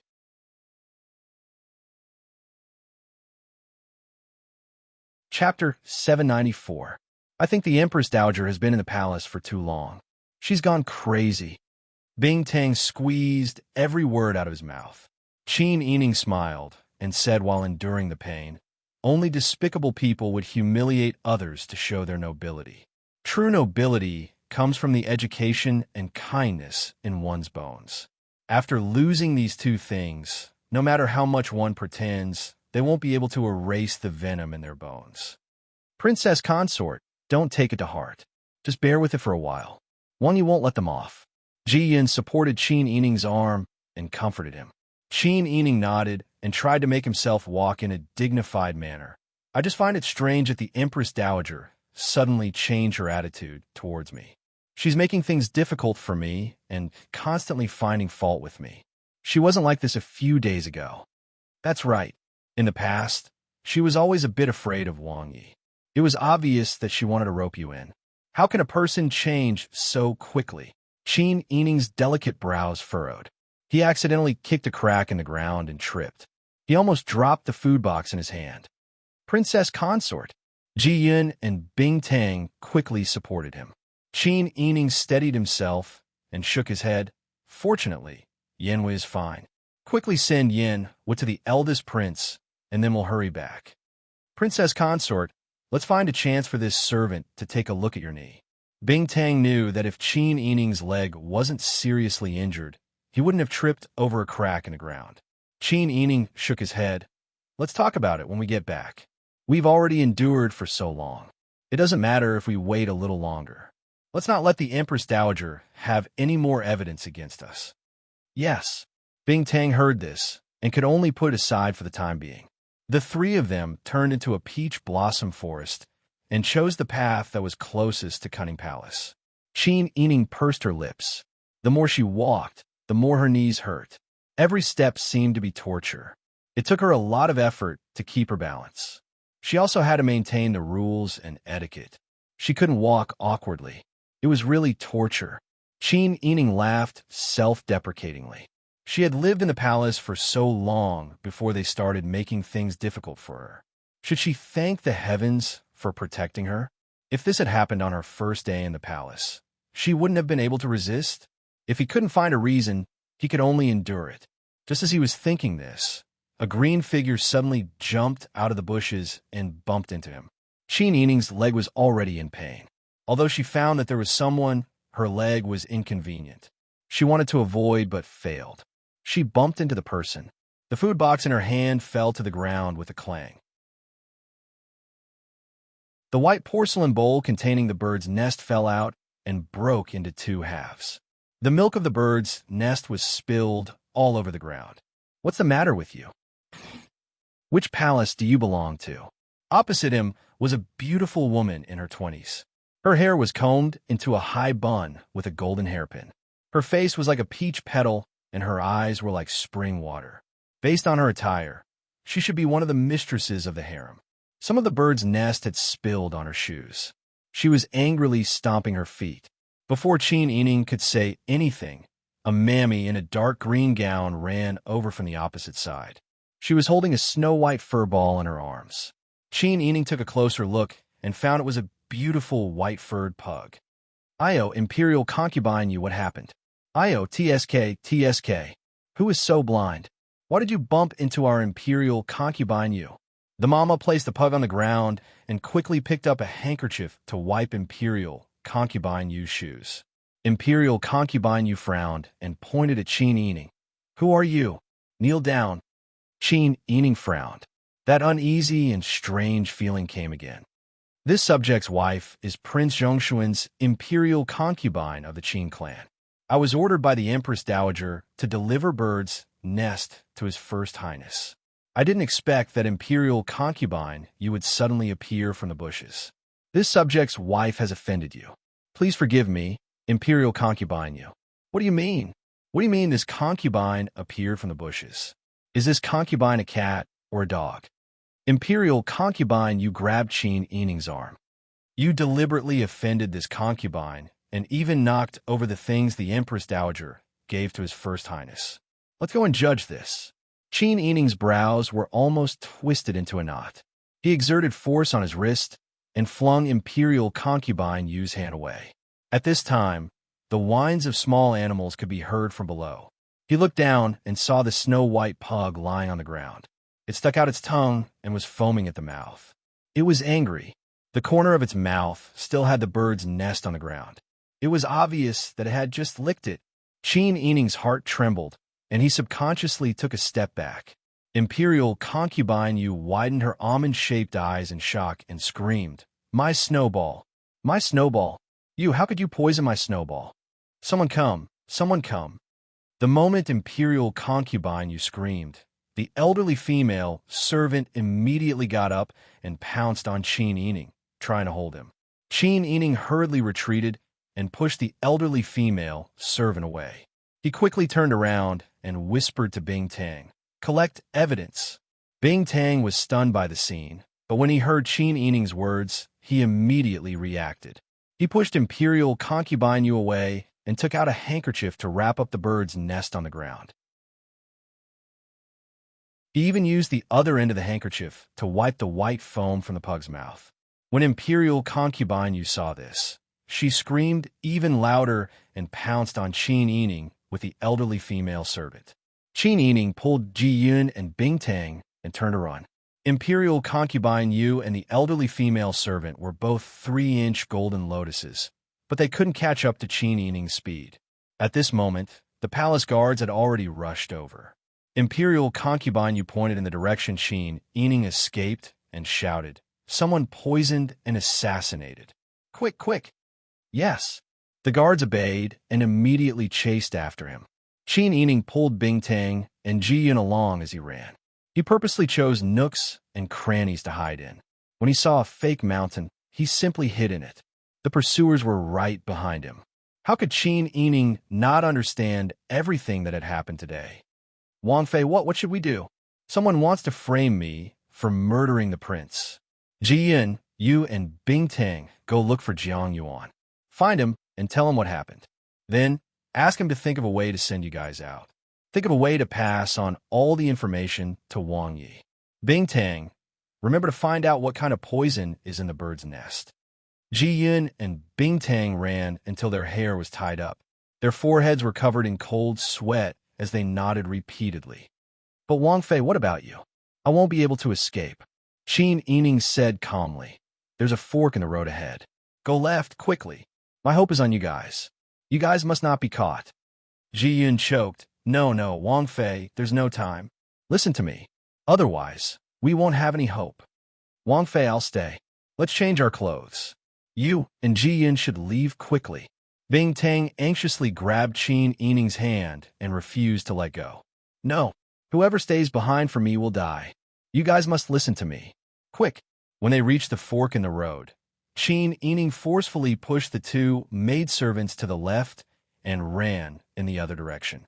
Bing Tang sobbed, "What should we do? What should we do?" Ji Yun used her sleeve to wipe the tears on her face. Her eyes were red as she pulled Bing Tang and ran. "Listen to Wang Fei. Wang Fei is smarter than the two of us. We can't ruin Wang Fei's plan. But it's poison. The bird's nest that was sent to the eldest prince was poisoned. Wang Fei won't be able to survive if she's caught." Bing Tang sobbed. Ji Yun gritted her teeth. "She won't. If anything happens to Wang Fei, I'll kill that old hag and then go down to accompany Wang Fei." Ji Yun's eyes were bloodshot as she dragged Bing Tang through the fake mountain. She listened carefully and found a hidden cave. She immediately took Bing Tang and went in. "Quick, there's an assassination attempt. Over here." Outside the fake mountain, the footsteps of a group of guards ran in the opposite direction. Bing Tang and Ji Yun squeezed in the narrow cave. They widened their eyes in fear and gritted their teeth, not daring to make a sound. Qin Yining couldn't run anymore.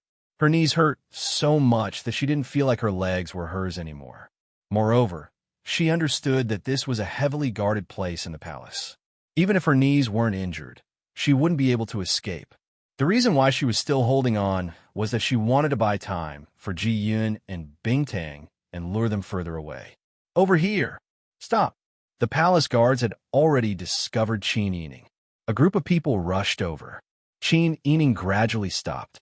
She held onto the thick branch of a plum tree with one hand and massaged her aching knees with the other. The plum flowers on the branch rustled and dropped their pink petals onto her head and shoulders.